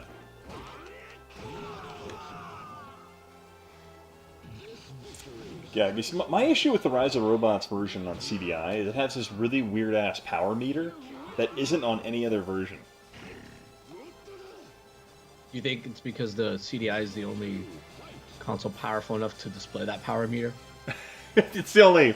Yeah, it's the only console with the graphical resources required to allow you to utilize it. Hey man, I mean, it can play near DVD quality video. Near DVD. I mean, but no, it really does. Yeah, to be fair, yeah, I think it's actually above VHS. What I can do. At least when I haven't watched a VCD movie, but like at least when watching Thunder in Paradise, it's pretty decent quality. Yeah, dude, Thunder in Paradise looks like the highest quality. I mean, it's a better like rip than like if you go buy a Thunder in Paradise DVD. Probably. I'm sure those were literally some dude with a camcorder pointed at a fucking TV. Yeah. Hulk Hogan's personal cam captured collection. Oh, man. Every once in a while, you just hear, oh, brother. Ouch. Just, I miss my buddy Jack Lemmon. Or, is it John Lemmon? What is his name? I don't know. Yeah, because Don is the original. Well, Jack Lemmon's the original. Right. I don't know. I guess we can find out. Look up the cast. I know he's not doing too much. I really think we need to live through this thing and actually have him on a stream when he stays for that game. We probably could get him. They were like, hey, what do you... Chris Lemon. Chris Lemon, there we go. I feel like we could get him. That'd be fun.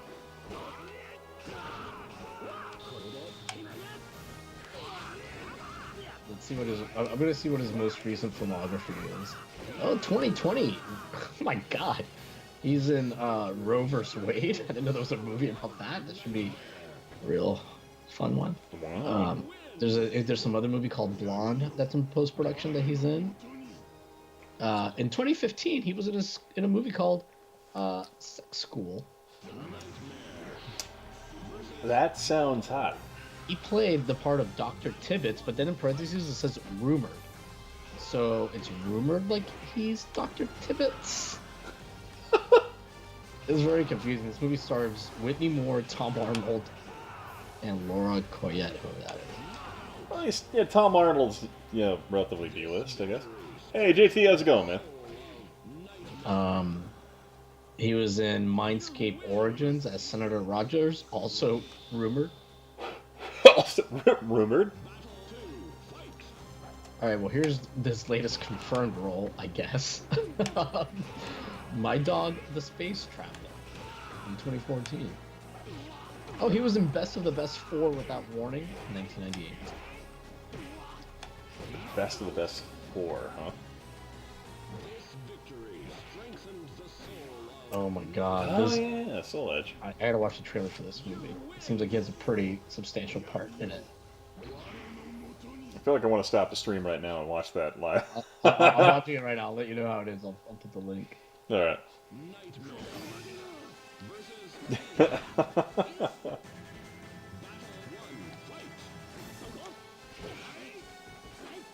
I just remember, I was whatever reason I was Googling him one day, and I found he was doing, his one-man show at Twisted Lemon or something like that, and I'm like, oh, man.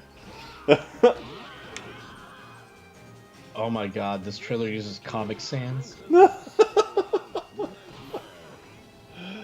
Oh dear. I think that's what the font this is. Apparently VCDs are still a huge thing in Hong Kong. For whatever reason, they're like still popular there. I believe it. I think it's Tecmo does a whole thing on it.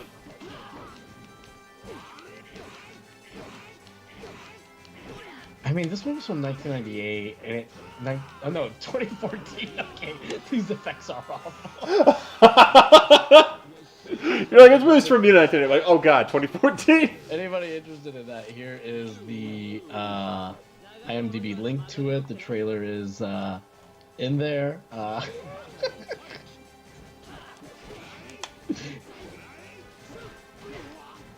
my god. There's an awful art picture included. Oh. Anyways. Good stuff. You might want to check that out. I think next time I'm streaming, instead of playing like my clip of like that I filmed for Top Hat CDI video, I'll just like put on this trailer. Yeah. So, yeah, JT, Sega Saturn had a add-on enhancement. Yeah, the Sega Saturn did have a VCD attachment you could get for it. But it couldn't compete with the CDI, from what I understand. In VCD format, nothing could. Just like the Saturn had a weird issue with like full motion video. It just looked really gross on it, no matter what you did. Because like Brain Dead 13, like honestly, like one of the best versions, like the best version outside of the PC is on freaking CDI. Right. Just the cleanest, clearest looking version, and the most complete version too. Like the 3DO and yeah, the 3DO version, like it cuts out a bunch of crap. And then I want to say there's another version out there that cuts out a bunch of stuff. Kevin Ball is Saturn. Oh, later, Kevin. Oh, the Saturn version, yeah, cuts out a bunch of stuff. Yeah, the Saturn version of Brain Dead 13 cuts out a bunch of stuff, despite the Saturn being more powerful or whatever.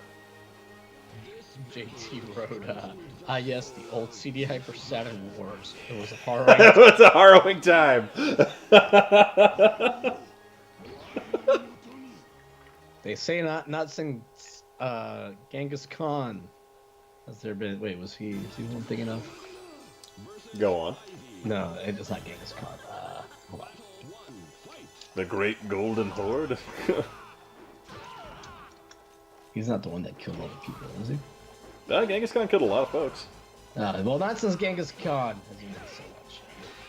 I think it was rumored he killed a fifth of the Earth's population during his wars. Okay, yeah, so that is. I think someone read a study where it was like, based on the number of people he killed, he actually lowered the temperature of the Earth. That's a lot less farts. Well, just in terms of like agriculture and less development, things like that, because he killed all the farmers, all the people that were developing land and such.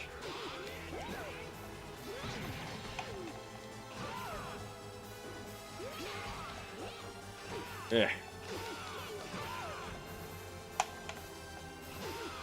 Oh, did I tell you I have to buy a new dress uniform here pretty soon? No. Yeah, so the U.S. Army has decided that we're going back to the World War II uniforms. Oh, is this like when the NFL does like an old school uniform week? I guess, yeah, but so the Army's going back to that, because, so in the Army we have this dress uniform that's kind of modeled after our old Civil War one right now. And apparently a lot of cops are, like, using it. And the Army's like, we're really tired of, like, people thinking we're cops. Mm. And so, we are going back to the World War II one, and I'm like, the thing that annoys me the most is I have to pay for it, and it doesn't come with a typewriter and a pack of cigarettes, so I'm like, that's kind of crap. So I'm like,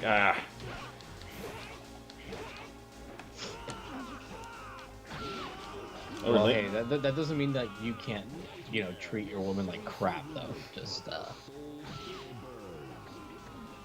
like back in the... When's this uniform for? From the World War II or whatever? Oh, yeah. Yeah, let her know she's gonna be barefoot in the kitchen or whatever. Yeah, I'm like, sweetie, get closer to the sink. Seventh Beetle of Doom wrote, Ian, planning to see the Sonic movie? It's packed with Sega Easter eggs, including references to Super Smash Bros. And a joke making fun of Doug Walker's Sonic fan film. Oh, yeah. I watched it today. I know they had a reference to that really horrible fan drawing of Sonic, which I thought was pretty funny. Yeah. I didn't notice the Doug Walker one though. Yeah, I didn't know about this Doug Walker fan made. I mean, is it like his sketches or whatever? One of his long sketches. Oh God. Awful. Yeah, I can't watch him anymore due to those. Like, I have a hard time watching Nostalgia Critic now because of those freaking skits. So John Rogers wrote, yeah, I never got into him at all, thankfully, but I've tried watching some stuff here and there recently, and like over the last year, it's pretty bad. But John Rogers wrote how he used to have Microsoft Encarta, and dude, like Microsoft Encarta 94 was my shit. Came with my first computer, and they had like little video clips, had a couple clips from Star Wars in it. That was pretty cool. Well, I remember, what was it? Encarta. I'm trying to remember what version it was where you could actually copy and paste stuff out of the Encarta into like PowerPoint and stuff like that really easy. And then like the next version, they got in trouble because it was like copyright violation, and so you couldn't do it. I think it was like Encarta 97 where they pulled that out or something like that. Yeah, because in 94, I'm 99% sure that you could do it because I feel like I remember doing it. Yeah. But JT said, I'm probably the youngest here. How dare you? The oldest program I've ever used was probably Number Munchers or whatever it was called in grade school. I mean, JT, I'm a very young, virile. My sperm is still potent, JT. I'm still valuable. I add stuff to the conversation. Poor lady, she just like walked back in from like taking the dog out for a walk, and she just hears me yelling about my sperm being pregnant. Like, is the red diamond in your hand blinking? Yeah. Like Logan's Run. You're like, no, I thought I had time still. No, I'm still virile. My sperm is still good. Whoa, dude. Oh, if you didn't know, if you didn't know, the other person talking in the chat with me is Wrestling with Gaming. If you weren't aware of that right now. Actually, my name is Genobi. Oh my! About my potent sperm. But God, the guy has like what, 5 kids? Yeah, actually, he does have like. He doesn't have to talk about it.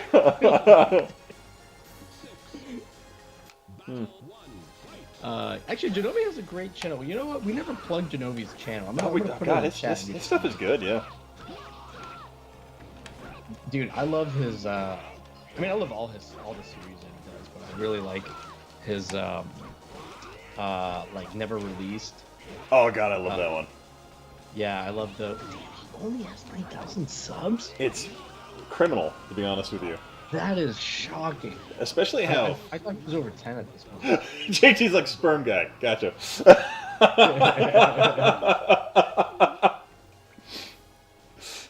But this is his channel. But yeah, he the other one I love is when he does like the definitive analysis ones that he's been doing lately.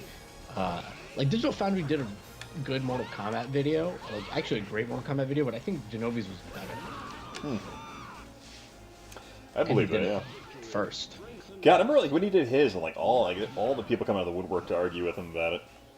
It has like a decent amount of views, 46K, and that's That's nothing to scoff at. That's respectable, yeah. But yeah, he's got a great channel. His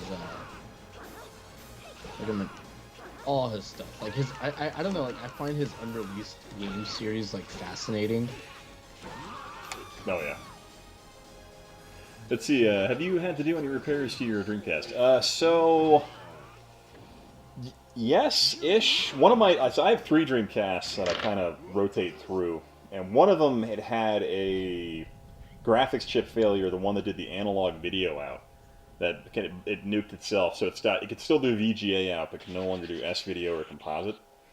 And so that one, I ended up buying a new motherboard for it, but then the seller sent me the wrong model, despite the fact he'd advertised the model I was looking for. I was looking for like a model 2.0, and he sent me a model 1.1 or something like that. And so I was like, come on. but arguably he sent me a... Yeah, VJ is where it's at, but the only reason why the funny thing is, the reason why I was trying to modify that one, or well, keep that one running with that, is because I have in my front living room where like my daughter plays, I have a Dreamcast set up in there with a CRT TV on S-Video. And so I had that one set up in there with that, so my intention was to fix it and put it back into that room, but since I have the wrong board, I can't. So I'm like, come on. Yeah, and some games don't work with VGA mode. Fancy man with 3 Dreamcasts. I just if I find a good like deal, $25. No, they're like $25, $35 a pop. So like if I find one for cheap, I buy them. Just because. I need to get like a AV modded Famicom, because I just have like a. I guess I just get an adapter. So I just have like the RF. Oh yeah, you're rolling. Yeah, I have the one Jimmy sent me. That's pretty good. If you ever want to borrow it, let me know. That's alright. I mean, they're pretty. I was looking at them online. Like they're $60 to $80, because I'm not gonna fucking do the mod myself. Yeah. But like already modded $60 to $80, because I have like all these Famicom games that Jimmy gave me that I haven't played. I'd like to play them. Yeah, I haven't touched mine in like, God, I think it's been like a year or so. It's just, I need to get him on stream because I can't read Japanese all that well. And, that's what I was telling him during his last round. I'm like, dude, I gotta have you train. I mean, some of them like the platformers or whatever, like Kirby or whatever. That's fine, but I think some of these are like oh god, RPG-ish or like story. Yeah, some of those are, yeah. Game Dave has some pretty good videos about some like Famicom-driven games, story-driven games that are pretty good. Man, it kind of bums me out he isn't making stuff as much anymore. Game Dave? Yeah. Yeah, he posted a video. I haven't watched it yet. I added it to my watch later, like a few weeks ago, called like I'm back or whatever. Yeah. It's like 20 minutes long, but I haven't actually watched. But yeah, I like his stuff, man. Like, he's got good energy. He's a good dude too. Yeah, he seems nice. Yeah, he was a sweetheart. Yeah. Yeah, the thing I thought was kind of funny, what I noticed was, I'm like, it's pretty clear to me that Game Dave for a bit was editing AVGN videos. Like, you think? Yeah, that was my theory, because I noticed some like style choices when he was making the videos, where I'm like, that's totally Game Dave. Could be. Or maybe Game Dave was influenced by Cinemassacre videos. Maybe. But yeah, Game Dave, I really like his editing. He does some interesting stuff in After Effects too. Mm-hmm. I'm assuming it's him doing it. Yeah, I don't know. I've been trying to watch the rental reviews. I'm like, God, some of the guys on that show I just cannot stand. I'm like, ugh. I think like the rental reviews are a little hit or miss. Yeah, I think it really depends. If it's something they're like passionate about, I'm kind of like, okay. But some of the stuff I'm like, Red Letter Media already hit it and did a much better job. Yeah, I mean sometimes they're fun. I think like you said, like it depends like how much they know about it, and like who is the guy that knows about it. Because a lot of times there's always like one of the three that's like really familiar with the video or whatever. I thought their Spawn one was really good. That was like that was one of the ones where I'm like, okay, this is pretty interesting. Yeah, the Spawn one was good. I like it when like James is familiar with it, because I think he's pretty good at doing analysis and stuff. Yeah. I feel like James is kind of like more... He's definitely mellowed out a ton in comparison to his older stuff. Yeah, I mean, he... What was that? Sorry, that was me. Yeah, I agree. And you can see that reflected in the AVGN scripts, which are a little bit more tame, which is fine, I mean. Yeah, not a huge issue. I'd prefer he not... I think like when he tries to do like the fart humor or whatever, like it comes off forced now. But when he does the analysis part of the videos, like that's always really good. Yeah. So JT says, so wrestling guy, what's your opinion on the state of 2K WWE games? I'm not a big modern wrestling game guy, but yeah, 2K 2020 for WWE 2K 2020 is awful. Is that the one with like the story mode or something like that in it? I mean, they all have story modes, and like now you can like design your own stories too in them. But like it's just like super buggy. There's been like tons of videos that people have made about how. I think Donkey has a video. Oh yeah, About how buggy 2K20 is. But yeah, they're just like not fun, and they always like try to incorporate some kind of like. Yeah, I like the Aki games too on N64 too. 1 second, guys. We gotta see what this dog is doing. Oh, it sounds pretty serious. Yeah, Oh, Leighton's gonna check on him. Okay. But yeah, like, I don't know. I feel like wrestling games are more fun when they're a little arcadey, like the Aki games. And like now, like sometimes, I don't know if the latest one does it, but like they incorporate like, you know, like how well you're able to quote unquote get over with the crowd, like how entertaining your match is. So it's almost like simulation-ish. And it's kind of like, I don't know. I mean, I have no ideas for like to make these games better either, so other than like not have horrible game-breaking bugs.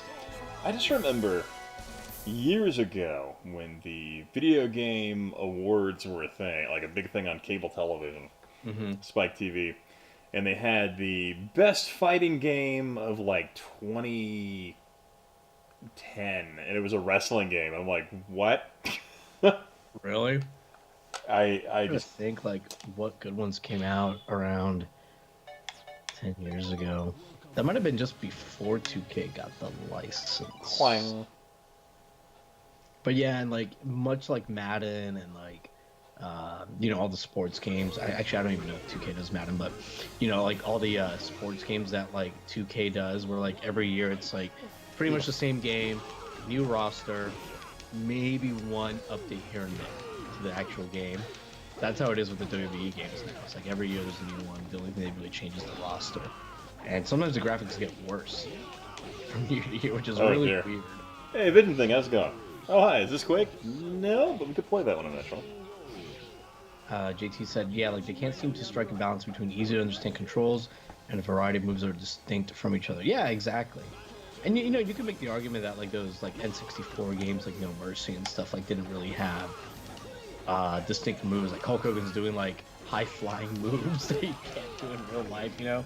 Like a lot of guys have like similar move sets, but it was still more fun. There was a level of fun to them, you know?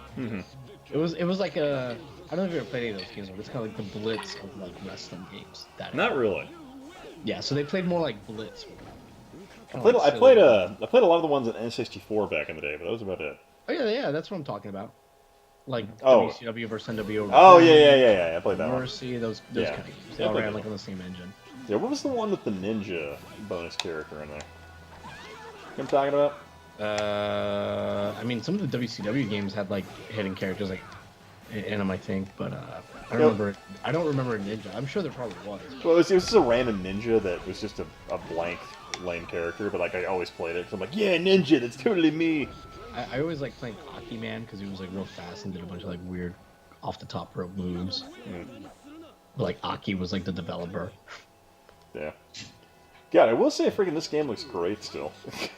Just Soul Calibur. Completely different subject, but yeah. Yeah, this game still holds up really well. It looks really good, especially considering when it came out. Yeah. It's really, it's a good showcase for the Dreamcast. Oh, yeah.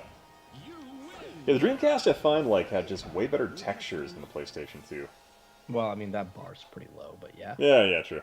Like, I found this game just looks great. Like, this still holds up better than a lot of the Dreamcast, or the PS2 stuff out there. Yeah, for sure. Oh, man.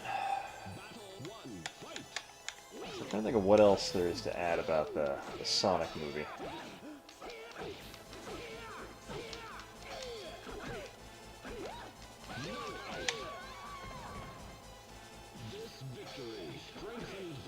Well, I hope everyone's having a great evening so far. That a squeaky chair you got there? That's how I fart, Ian. No, it's the dog has a toy. It's probably about to leave because Lane's gonna go. I think have a lay down on the couch. Oh. Why don't you go out there? Go get it. This thing I'm talking about. That's how I sound when I fart, Ian. You insensitive bastard. A tragic industrial accident, working in a clown car. Wait, what? I don't know how I'm taking this joke. Dude, this stage is phenomenal. Yeah, I was gonna go ahead and switch games. Yeah, this looks great, like the pillars and shit in the background. Yeah, this stage looks fantastic. Oh, you know what? Aaron, let me show you like a freaking game that showcases the Dreamcast, like visual potential. Dead or Alive 2 looks freaking amazing. Let's check that one out.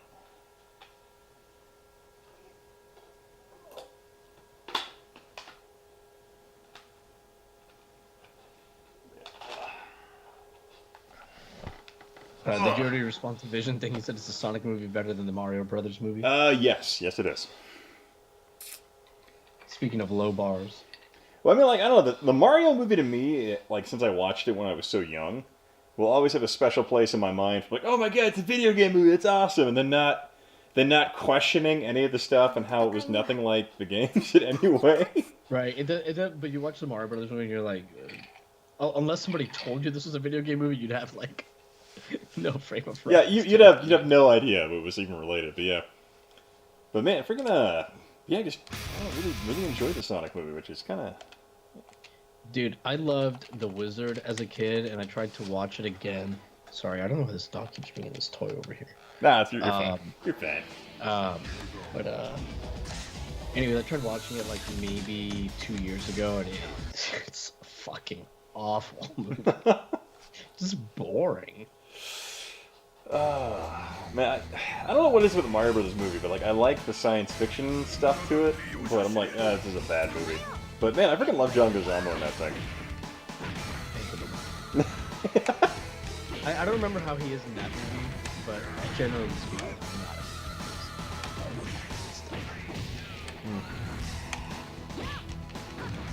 Babe, check out this game. This looks great.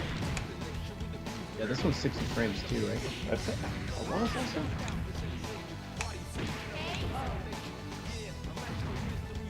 Hey, the man, as a kid, even my dad asked me to shut. Oh, that's fantastic. Yeah, I don't think my family cared enough. They were like, it's Mario, whatever. Speaking of Mario Brothers movie, have you seen the pitch meeting on Screen Rant? No, I haven't. Oh, what? No. Did Screen Rant finally get rid of the HAL guy? I don't know. Like, I only recently sort of. Oh no, it's not Screen Rant. I've been watching this guy that does. I'm thinking real trailers or whatever it is. Not Screen Rant. There's a Screen Crush channel. There's a guy that does like the card breakdowns afterwards, where he does like kind of an episode breakdown, but also mostly about like Easter eggs in the episodes. And he's really good. Go on, sorry. No, go ahead. No, I was just thinking that reminds me, I need to finish watching the latest episode. I made it halfway through, but I fell asleep because I'm like, it just wasn't very entertaining. Yeah, it's I'm like, it picks up a little bit. Yeah.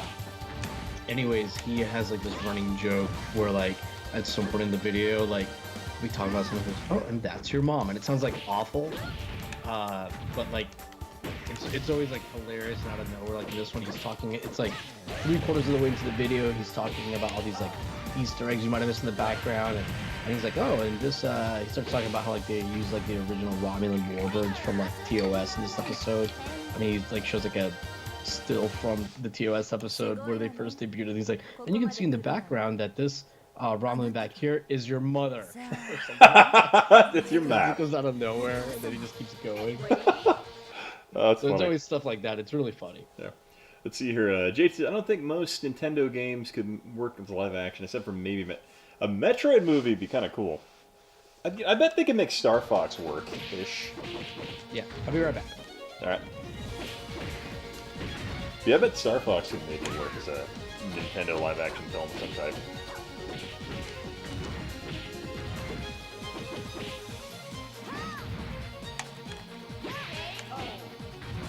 Rex, I hate it so much and made a case for awful movie.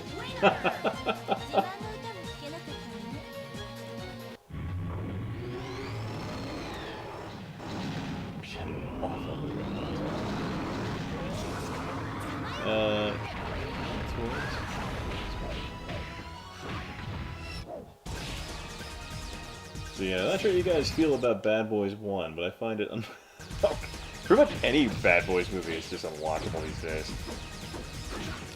Oh yeah, they're definitely one of those two, right? Yeah, a new one coming out. I don't know what happened, but like, at some point, I'm just like, I can't stand Will Smith anymore. I don't know what happened. I don't know, you might have made the same mistake I did, which is watch him give an interview. Ooh. It's kind of unlikely. I think it was like finding out the amount of like sway he had over the Karate Kid remake. And the thing that really annoyed me about that, I'm like, okay, first of all, you're in China, so shouldn't it be called the Kung Fu Kid? You racist?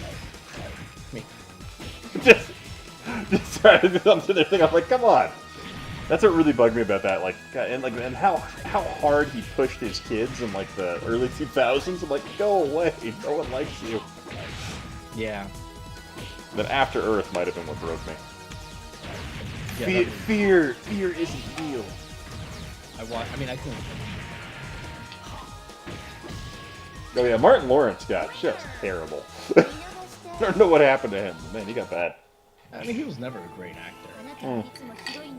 Well, I mean, like, he was okay in Martin, and then he had that one Mall Cop show for a while in the late 90s. He had a mall cop show? Yeah, he was like a rent-a-cop or something like that. I do not remember And this. he was in it with, one of the brothers. The Wayans? Yeah, one of the Wayans brothers. He was in it with him, and it was actually kind of funny. I do not remember this at all.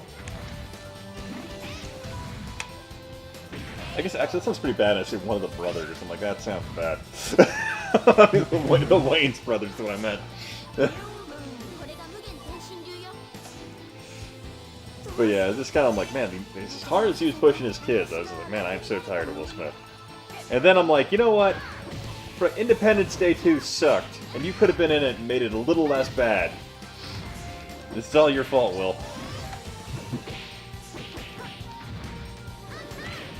There wasn't enough Brent Spiner in that movie. Yeah, are you sure this was a movie that he was in? Oh, it was yeah, it was a TV show. Well, there's Blue Streak, where he was a... Nothing to Lose, Life. I'm just seeing what he did after. But there was a TV show somewhere in there. But it's Nothing to Lose was good. So it looks like he did a TV show with Kelsey Grammer in 2014 called Partners. What? Yeah. I love Kelsey Grammer. I'd watch that. Edie Patterson's in it, Kelsey Grammer, Martin Lawrence. It was like an FX original series. Okay, it's only 10 episodes long. Then he plays a lawyer. I guess him and Kelsey are both lawyers. Yeah, I still kind of... This might sound weird, but like looking at like Dead or Alive 2 on the Dreamcast, I'm always kind of surprised it was on the Dreamcast. It just looks so good.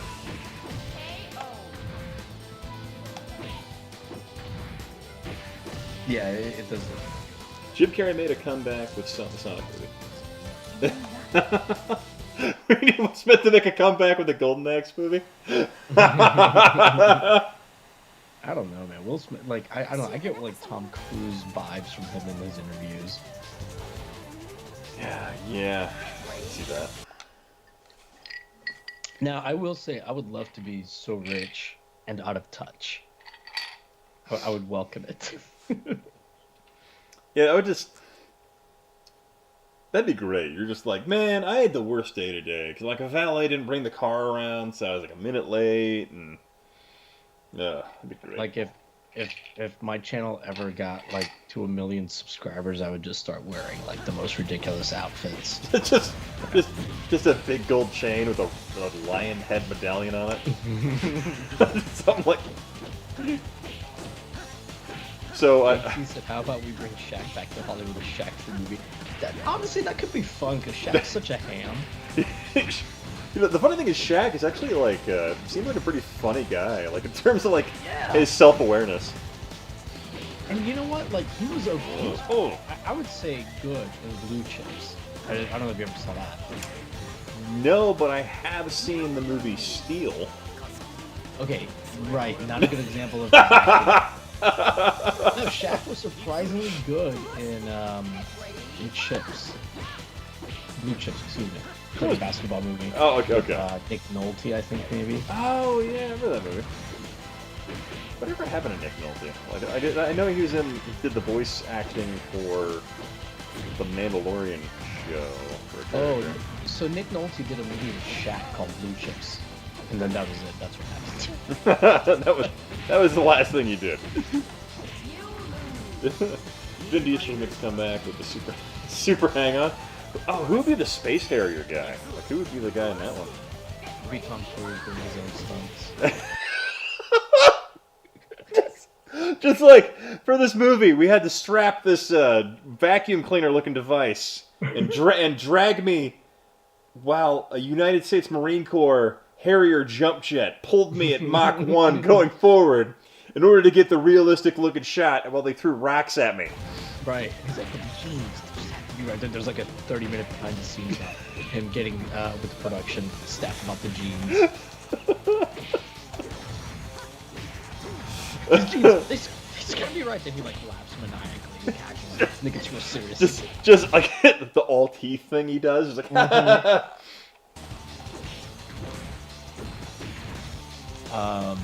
JT wrote talking about Shaq that he was more engaging than Michael Jordan.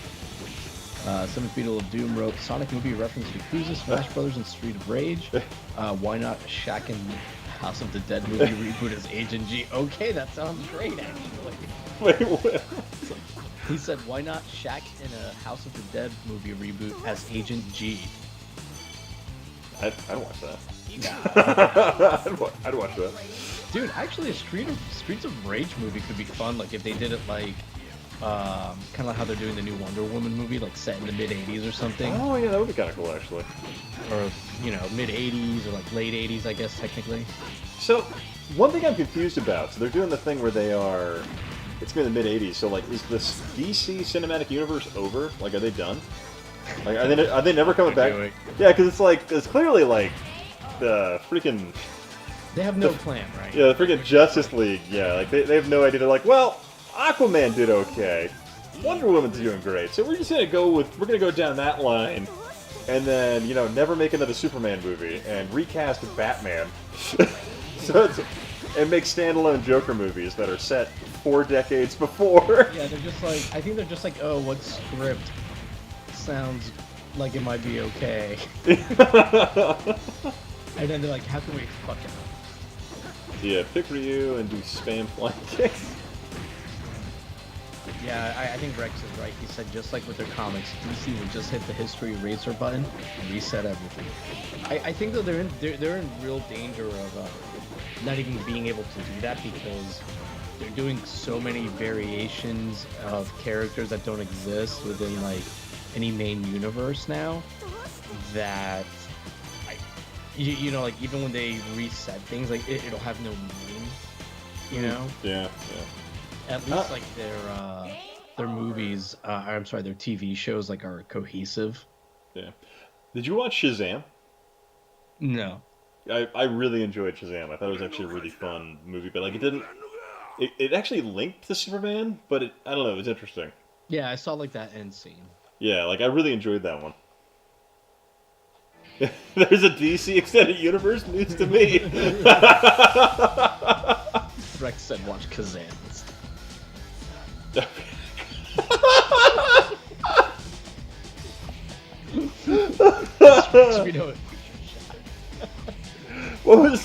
What was the one where it was people like were Mandela affecting, the one where it's like Kazam. Well, Kazam, but then it's starring Sinbad. They're calling it Shazam instead. And Sinbad's like, God damn it! He's like, I was not in a genie movie called Shazam. Yeah, he's like tweeted about it. Yeah, I was not in that movie. Good for you. Oh, there it is. Yeah, I think the problem with DC movies is like, and maybe this is because they're trying not to be compared to the Marvel movies. They try so hard to be like edgy and dark or whatever that like they're not fun. And it's like, come on, they're comic book movies. Like, they should be fun. Like it's okay if you like do Batman as like dark and broody, because that makes sense or whatever. But I think pretty much everything else should be like fun. Like Marvel gets that. Yeah. Like Marvel movies are kind of formulaic at this point or whatever, but like They're always good. They always hit the right notes. It's very, you know, like movie like committee type thing. Yeah, like they understand their characters. They always at least like know where they're gonna take them. Yeah. You know, within the next few movies. So like, just feel like so much kind of put together. Yeah. Yeah, the one thing that was kind of nice about the Shazam movie was made by a horror film director who likes to put stuff on his YouTube channel. And so he has this sequence where like he was openly talking about how he completely messed up a shot sequence in a mall. And he had like a bunch of his like crew were standing in the back of the shot and he didn't notice it till it was too late. So he's like, you wanna know how I fixed this? They're like, I CG'd shopping bags in their hands. Yeah. It was so funny because he did it and he's like, and nobody saw it. That's great. That's super creative. Yeah, it was really funny. Like listening to the guy talk about it because he was a horror director, so he knows how to make a low budget, basically stay within a budget really effectively. So wait, some people do note that Jared Leto Joker is no longer canon in Birds of Prey. So like they, I like how he over there just shot somebody else in Birds of Prey. So like is the Joker dead, or did they have somebody else? In the trailer I saw, they killed the Joker within like the first 20 seconds. I thought of the movie, like she throws him into like a electrical plant or something. But yeah, but I can't believe anyone at DC gave the green light to Jared Leto Joker. I mean, I think he could have done a decent job if they hadn't made him like this, like, you know, angry, stupid modern, tatted up, angry Hot Topic employee. Yeah. It's the only He's way like I a can describe him. SoundCloud rapper. Yeah. That's what he looks like. Oh God! Just missing the random unicorn tattooed on his cheek. So, Seven Beetle Doom, can you clarify? You said that they re-edited Jared Leto, redesigned Joker. Joker's still alive. He no longer looks like a wigger. Okay. Oh. So, but they have like somebody else play him. That's what I thought. Like Jared Leto's like, no, we play this character. I got him. Yeah. What if he was a rock star in a band called 40 Seconds to Pluto? 40 Seconds to Pluto. Jared, that sounds a lot like your band. 30 Seconds to Mars. No. I just want to be in characters, similar to me.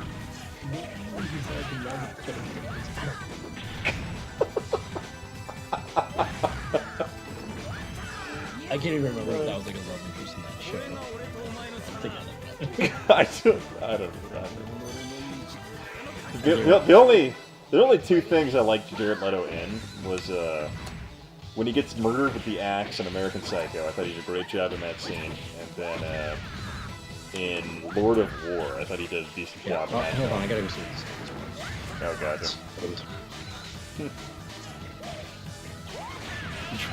What? There's a Joker in DCU. He looks like a classic Joker, but didn't show his face. He's dressed like Mark Hamill. Oh, that's kind of cool. Oh man, it would be interesting to see like a freaking old version of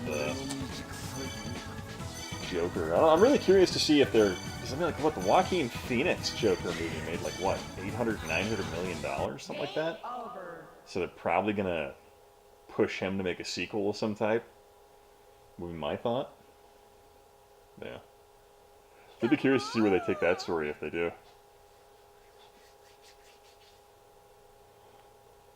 Oh, excuse me. That's more Dead or Alive. Survival Tag Team.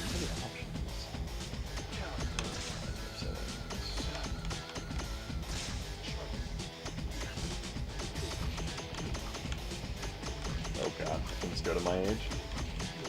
There we go.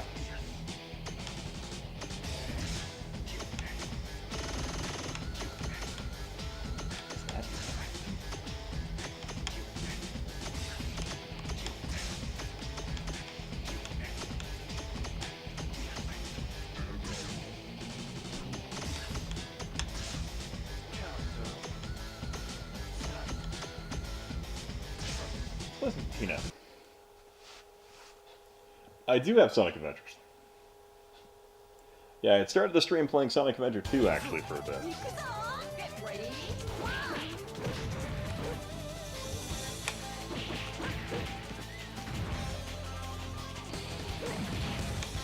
Oh, man, I feel like I planned that.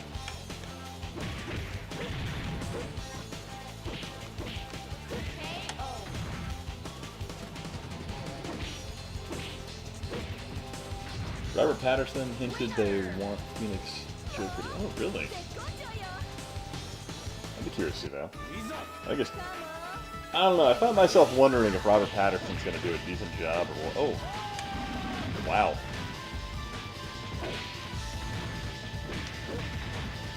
I'm not a fan of Robert Patterson. This game will meet the Japanese culture.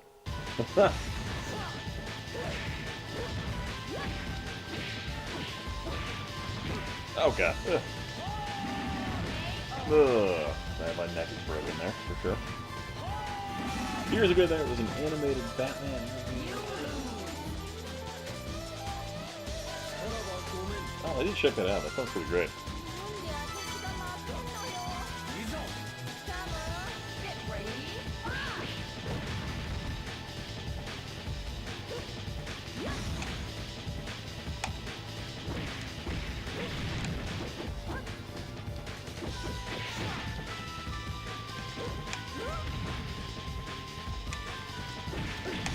I thought it was a Dead or Alive movie forever ago. That was really bad.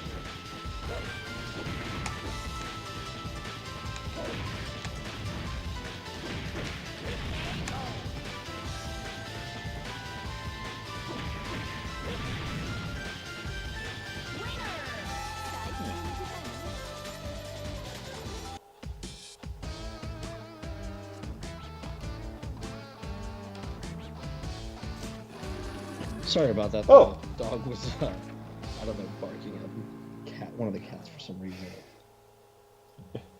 Had to be resolved. Gotta fight him. Let's fight the cat.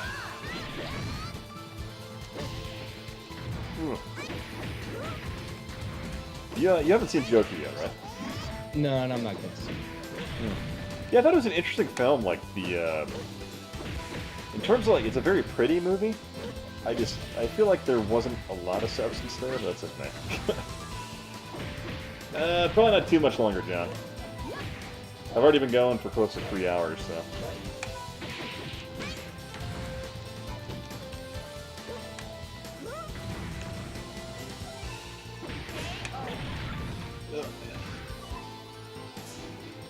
Have you seen the screen test for the Robert Patterson Batman? Oh. That video Wait, is. is he going to be Batman? He is. Oh, he did. Alright, not since Michael Keaton has been strange. I feel like Batfleck was kind of a interesting choice. Yeah, really? Is it on YouTube? Interesting. What is this? What is this? Retro gamer alert. What is that? It's like an Amber Alert. We're about to make a poor purchase or something. Oh, because speaking of Laird's lair, there's a thing that says "Beware Kieran Hawkins." Like interesting. That just got posted on my feed. Like on your YouTube? Twitter. Interesting. That's interesting. Yeah, I had not heard about this Robert Pattinson Batman thing. Oh, is it this your first look? What is this? Beware Laird's lies. That's what this is called. Oh, sorry. Are you talking about something else entirely? Sorry. Yeah, the Patterson, the Robert Pattinson bat suit reveal. Is that what you're talking about? Have you seen this retro gamer? Yeah, that's what I'm talking about. Game over. Oh god, I hit start.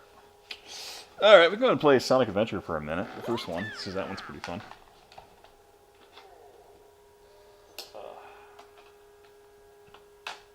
I really need to change the fan in this Dreamcast, because it sounds angry with that little rotary fan. It does a little bit.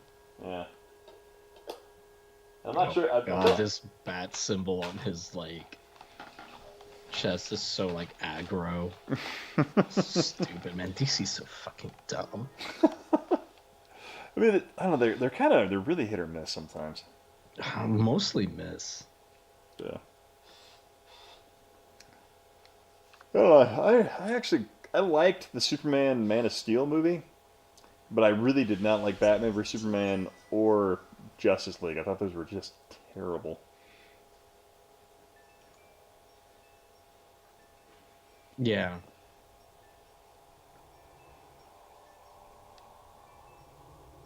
Yeah, this just looks awful.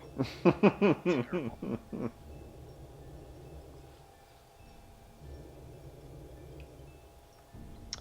Did you see that John Rogers wrote? Fun fact: in this game, you can increase the bounce factor by increasing your age in the extras menu. I was playing with my age, and I was like, I wonder what that does. Let's see here. G says, not an opinion on multi-platform games with exclusive content on certain platforms. I used to love that back in the early 2000s when you had the variety of versions of Soul Calibur that came out where you had different exclusive characters. I thought that was a great idea. Yeah. I thought that made like it interesting in terms of like you had Link on the GameCube in the game, you had Darth Vader on the Dreamcast, or the Xbox. No, Spawn on the Xbox version, and then God, who was it on the PlayStation version? It was like a Tekken character, right? Something like that. I don't remember. Yeah. No, I thought that was pretty great, like how they would do that. Like, you just don't see that as much anymore. But I feel like you don't see the console war in the same light you used to, where like they would go head to head against each other. Where now they just kind of accept the fact, like, yeah, we can play a lot of the same games, but Sony's winning this generation because they're so aggressive and getting exclusive content for the PlayStation. And Microsoft couldn't name a console to stay in their life at this point. Oh, yeah. Maybe the first level of this, and I think I'll call it quits for the evening. Yeah, I was just gonna say I could probably stick around for like 20 minutes or so. Yeah. Do you know anybody who bought the Atari Jaguar SD cartridge? I was just thinking about that today. Like, whatever happened with that? Did that come out yet? I don't know if it did or didn't. Yeah, because I haven't. I did. I knew it was like on its way out, and I've been in the whole I'm in the Atari sell pages on Facebook, and then the Sector 3. Because it had a price. It was like £150. I feel like if that had come out, Genovi would have let us know. I thought we talked about it in the group chat. I know we talked about getting it. Like I remember, I was like, "Shit, 150. I'd probably buy it." Because God, some Jaguar games cost that much by themselves now. Right.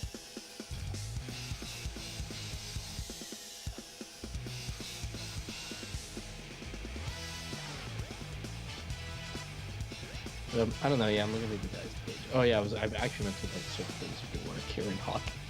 Oh yeah. Yeah. Okay. Oh, I see. Oh, that's what I was talking about. This is obviously, I assume, made by whoever like did a copyright strike on. Maybe it's not Mastercast, so it's kind of. Oh, this is like, well, it wasn't like Mastercap's like original video that got copyright stricken. He was just like reposting it. Yeah, yeah. Apparently, that's what I think that's what Genovi said. Yeah, something like that. Just to my watch later.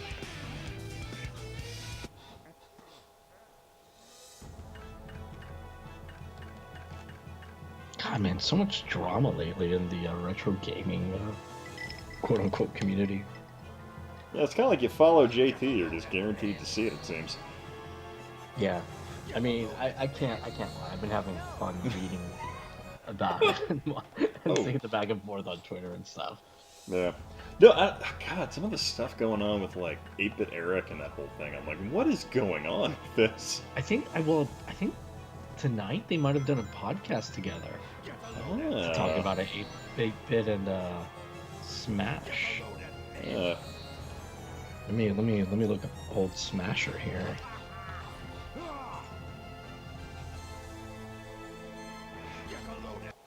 Let's see. That's cool. I wasn't aware of that. I was never really into Batman.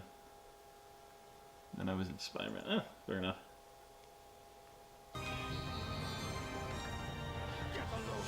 So I guess they haven't uploaded it yet.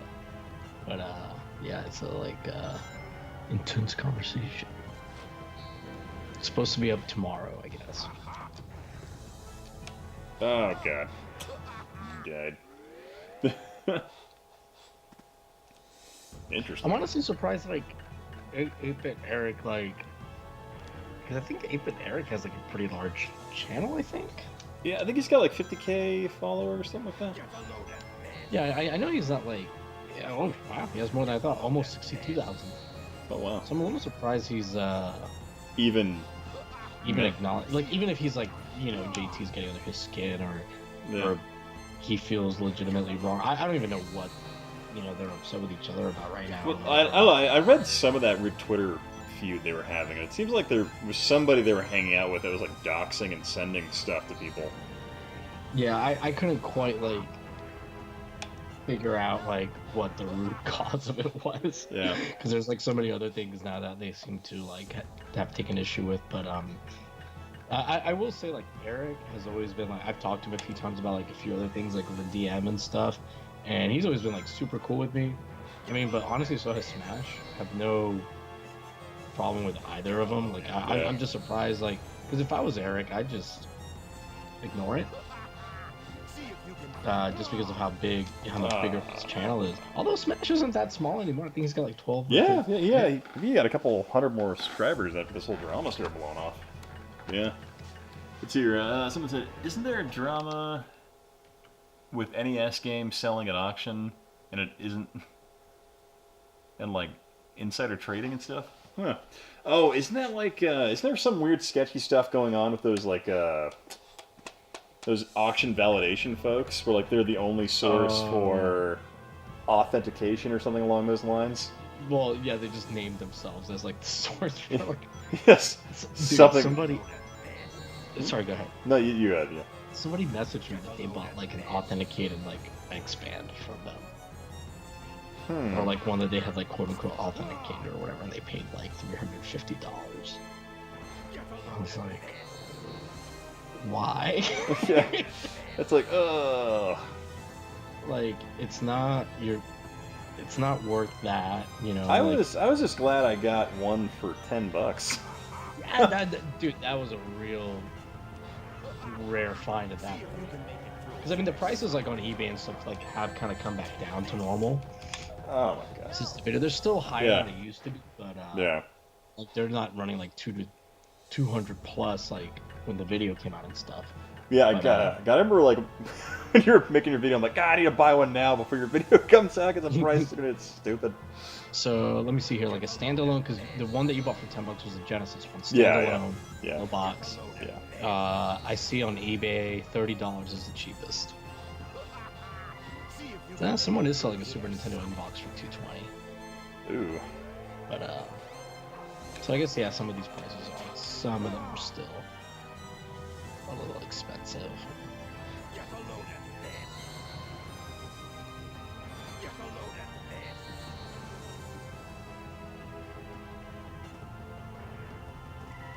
But yeah, so somebody sent me like a thing that was like authenticated by them, like $300. I was like, cool.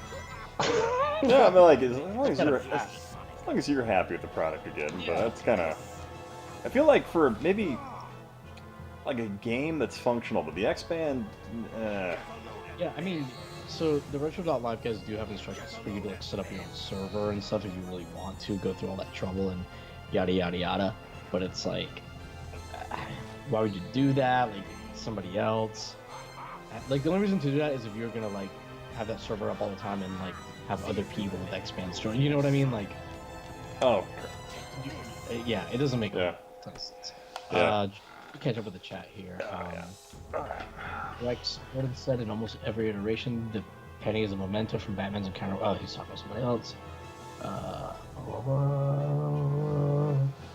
Seventh Beautiful Doom. I keep forgetting Alpha Omega Sin's still alive.